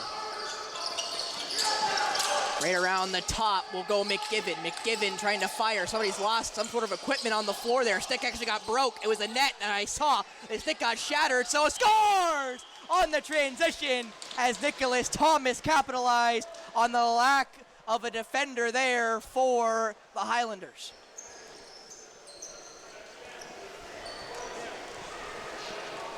As you see there, it's 5-on-4 because of the broken stick, and capitalizing on it is Gardner Patak. Just couldn't get on the floor fast enough as the lead is cut back down to 3, just like we entered the period, but now about 8:15 less in time for the Highlanders. Yeah, that's a tough break, but as a defender, even though you break your stick, you don't want to leave the zone. You can find a guy to kind of get body position on, and you don't want to leave your mates out there a man down, and as a result, it cost them a goal. I'm kind of intrigued here by the North Stars. That was Taylor Brown taking the face-off. I've seen Laycock take some. I've seen Brown take some. I've seen Gerard take some of the face-offs here tonight. Again, they're really missing Elliot Thompson, you'd say, Steve, on that face-off dog. Yeah, absolutely. They've been... Good save there by Plater on the Gillespie shot. Maybe a little too far out there for Gillespie, not because he can't score from there, but maybe a little easy there for Plater in the end. Stewart. Yeah, they still got lots of time here in Cambridge, so they want to be patient, make sure they get good looks on offense, and this is a game of runs. They wouldn't take long to get 3. What a pass! Great save there, and that one was on Jordan Cochran, who had a free roll out the red carpet run towards the net. Yeah, he did. He made a nice cut straight to the net, received the pass, and a little snake bit in there. He had a good shot, but the goalie was equal to the task. And that was Talem Sandy, who's done pretty well in relief of Gavin Clark, as that ball bounced off Plater, and away is going to come Owen Sound. Played forward by Gardner Patak, missed Logan Claggs by a little bit there. Ball still bouncing, and now Cambridge will retrieve it. And again, it's just a turnover in transition. It was a good effort. It looked like the ball was there, very catchable, but you know, when you're up 3, you want to make the other team defend you, and they can't score if they don't have the ball, so you want to limit turnovers. Gillespie lost possession for the second. They're going to call, I believe, a high stick against Owen Sound while the ball was live, so it will be kept possession for Cambridge with a fresh shot clock to boot. Cambridge wanted to call there on the stick work of McVicker. That ball fired away. It might hit the scoreboard. It will not, but it's going to scoot all the way down to Talem Sandy, who's going to have to get rid of it. They only got about 10 seconds left to work here as McGiven makes the run, fires for Thomas. Nicholas Thomas will fire. It's wide and retrieved there by Nolan McVicker, who will make his way into the offensive end to make sure there's no, I believe it is a 10-second call in lacrosse. You have to cross the halfway point. Only man down at this level, so at 5-on-5, there's no urgency to hit that center. That ball down to Moran. Moran off. Spinning Laycock just over Talem. That shot Cochran. Good save there by Sandy. And again, we still have not seen Tyson Morrison re-enter yet. I'm not sure if they got game misconducts. They'll get game misconducts now on the fight. Unless they get 5 for roughing, it's now a game misconduct. So. Down the ball goes. Good job there by Grant. Again, the defensive effort here by Owen Sound has been rather spectacular to their standards. Couple bumps, trying to fire. That ball goes over, and the whistle's going to go against Owen Sound. I'm not sure who's getting the call there because there was a couple different black shirts there on the defense. It's going to be a hold in the end. Who's getting it? Well, looks like Stewart's going to take the rap here for holding. Again, you just don't want to continue to give offensive opportunities and power play opportunities. You know, even though you're up 3, 8:46 is a lot of time in lacrosse here. They let one slip away last week on Saturday on the home opener to St. Catharines, and they certainly don't want to see that happen again here. That shot scores! Right off the power play, and I believe it is a 4th.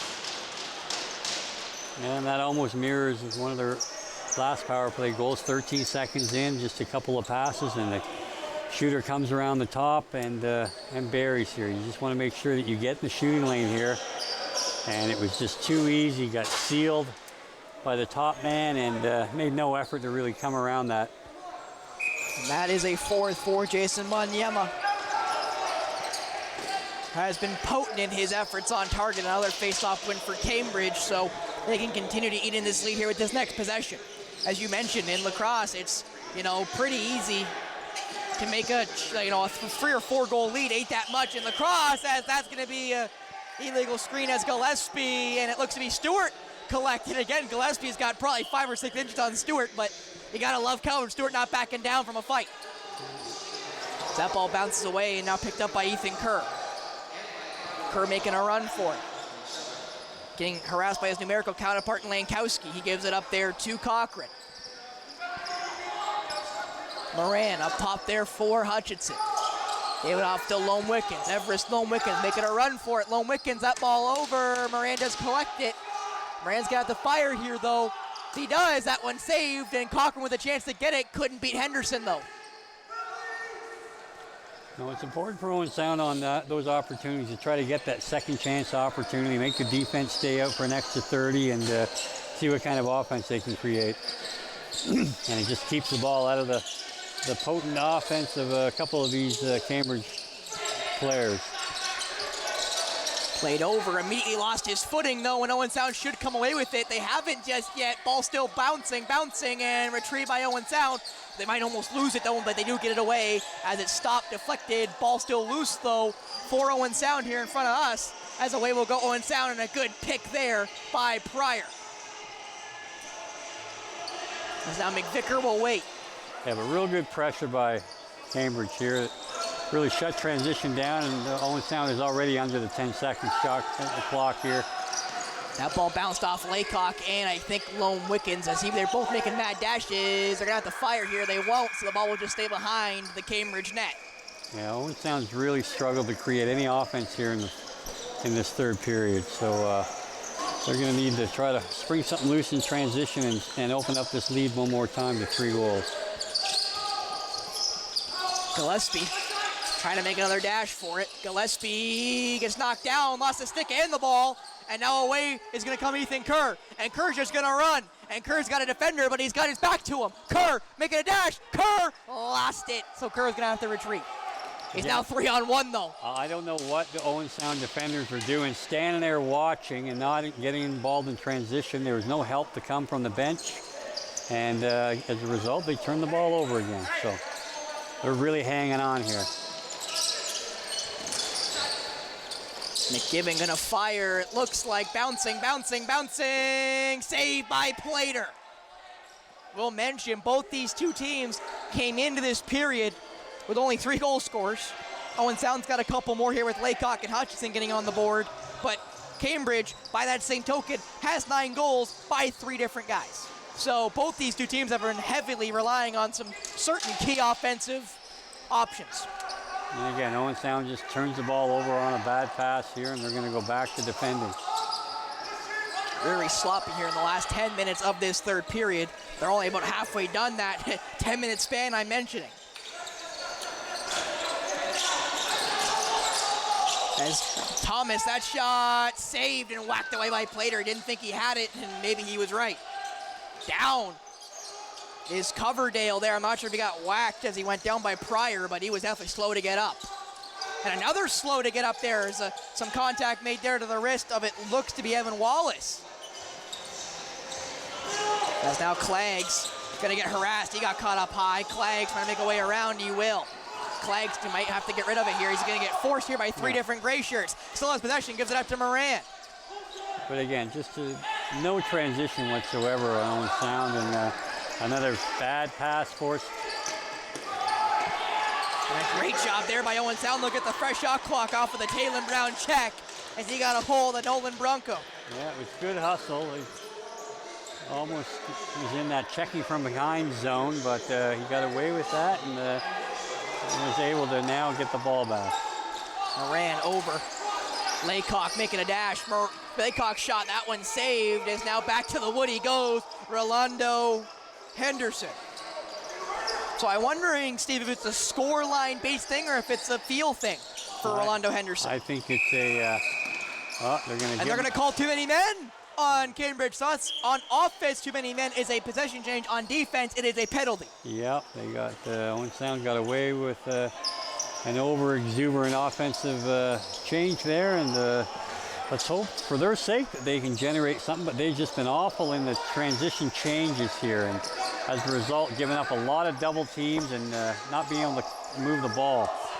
Fired up there to Lone Wickens, who gives it off to Moran. Moran shot, that one saved by Sandy, and picked up by Henderson. Henderson gonna fire it over Moran. Campbell now will give it off as he'll go off for the change. Carter whistle. 3 minutes left here in this third and potentially final period. 2 goals to make up for Cambridge. Played down, it hit somebody. Not sure if that was for gray or black. Not a pass off, almost a one-timer away. Couldn't get that shot away. There was it looked to be whistle, as that whistle will now go off the shot clock. And they're gonna say Kelvin Stewart's gotta start in the middle.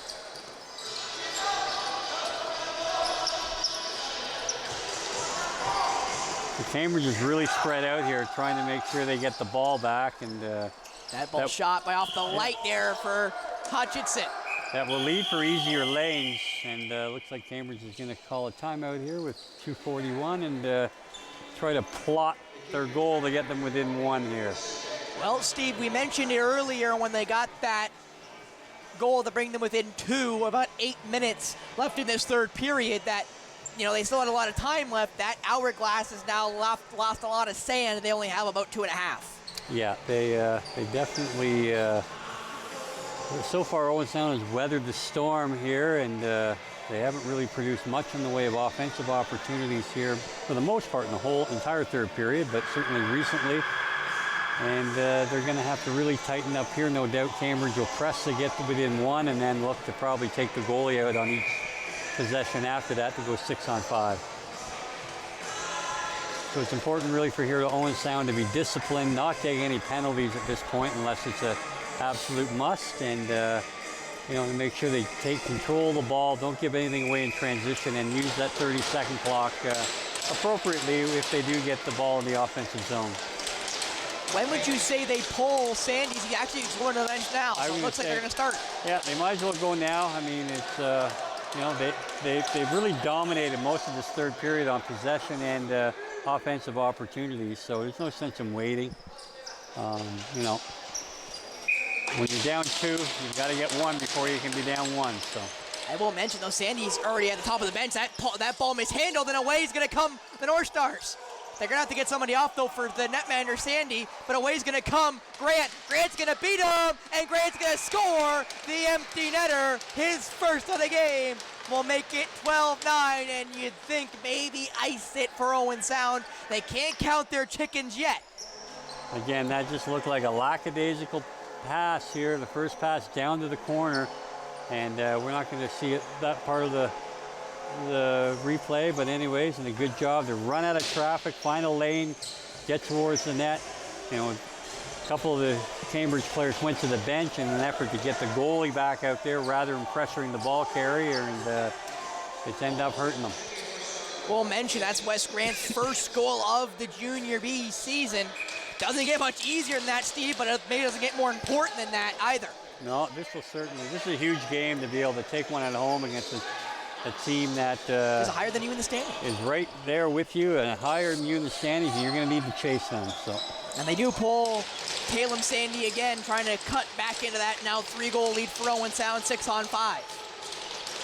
Gillespie gets the screen, he passed it as he did, and it's away. Will come Owen Sound, it's Pryor. Owen Pryor trying to take away. Pryor shoots over the referee, and it's just missed. As now Talem's going to have to run back to the bench. Caleb Sandy's now getting his steps in wearing all that gorilla padding.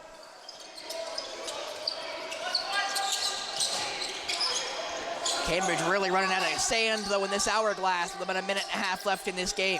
Yeah, for a team that's really been dominant this period. And over and back again against Stewart. You mentioned it earlier, Steve. They've been kind of picky on those defensive deflections, and they called it there against Stewart in a very maybe important moment. Yeah, again, that was might have been a tough call on Calvin Stewart, who looked like was already in the crease and just happened to catch the ball off the backboards. Did not pull it back in, but that one off of Stewart.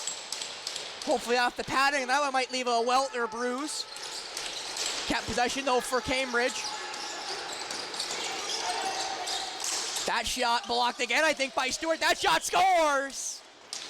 That one by David DeVea.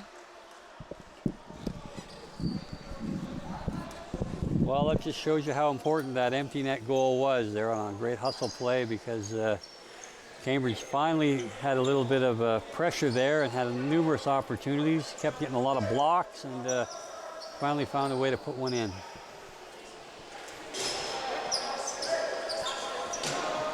And I will mention the goalie staying on the bench there. So it stays 6-on-5 in favor of Highlanders here with a minute left in this third and potentially final period. That ball rolled back, and they're going to keep it 6-on-5. Cambridge has not much time, but you'd think if they can score now, they have one more possession maybe. Coming down quickly, no one takes them, scores, and all of a sudden Cambridge are within one to sending us to overtime. Yeah, that's, again, just the defenders sagging back, no pressure, let the shooter come right down the lane, and, you know, he ripped a good one. Miles couldn't handle it, and again, you want to exert a lot more pressure on a lone ball carry that just was able to waltz right down the lane and let her rip. You gotta wonder, I'm surprised Owen Sound maybe doesn't call their timeout here, needing to not allow one more possession. They don't. Owen Sound's gonna have to fire it though, because there's a lot of gray shirts. They lose it. Fighting for it there is Grant. Ball still loose. Picked up now, but it looks to be double twos, and Nate Laycock. Whistle's gonna go. And a good call from the bench. None of the players on the floor were looking to call the timeout. It came from the bench. They certainly would have done that, should have done that right off the draw when they did get possession, since they had basically probably lost almost every draw tonight. So they certainly a great timely effort to win that draw. And on the second chance opportunity, they did get possession, and a great call from the coaching staff to get a timeout here. There probably is, I'm not sure, 25, 26 seconds probably remaining in that shot clock, so they should be able to eat up most of that. And, you know, you certainly don't want to turn the ball over in transition here and give anything up. You definitely want to use at least 25, if not the full 30 of this 30-second shot clock. They're going to get off this timeout. It'll leave them, I believe, Cambridge about 7 seconds left in this third and potentially final to find that winning goal if they're able to use that last 30. But I do want to mention quickly, Steve, West Grant's first goal of the season, the empty netter, is right now the winning goal. So you mentioned that it didn't seem big when he scored it about a minute and a half ago, but now it is the goal separating the North Stars from the Highlanders right now. Yeah. So you're going to see a lot of pressure here exerted by the Highlanders here, which they're going to look to create a turnover. The right guy has the ball in Carter Moran, and I'm not exactly sure why 5 is trying to lay a pick. And all he did was draw the double and create a turnover, which you didn't want to see. And now they might lose it here, but they're might be able to get it back here. As that ball's bouncing, Moran will retrieve it. Moran's just going to have to fire it. You'd think he does. Wide open, though. Does. Oh, it's other. Pryor's going to have to fire. Pryor doesn't shoot fast enough, but that uses the rest of the clock. There's 8 seconds left. Tatum Sandy's got to run. So does Cambridge, though. All their defenders are still on the floor. Pass forward, bounce, ball's loose, and that's the game. And Owen Sound just take it 12-11.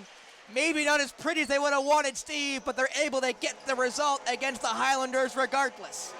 Yeah, that's a huge win for them. No doubt about it. That'll be a big confidence boost to beat a team in your division, one that you were staring through their backside in the standings, and you know, well deserved. You know, no game is played perfect, that's for certain, and they put an outstanding effort in there tonight.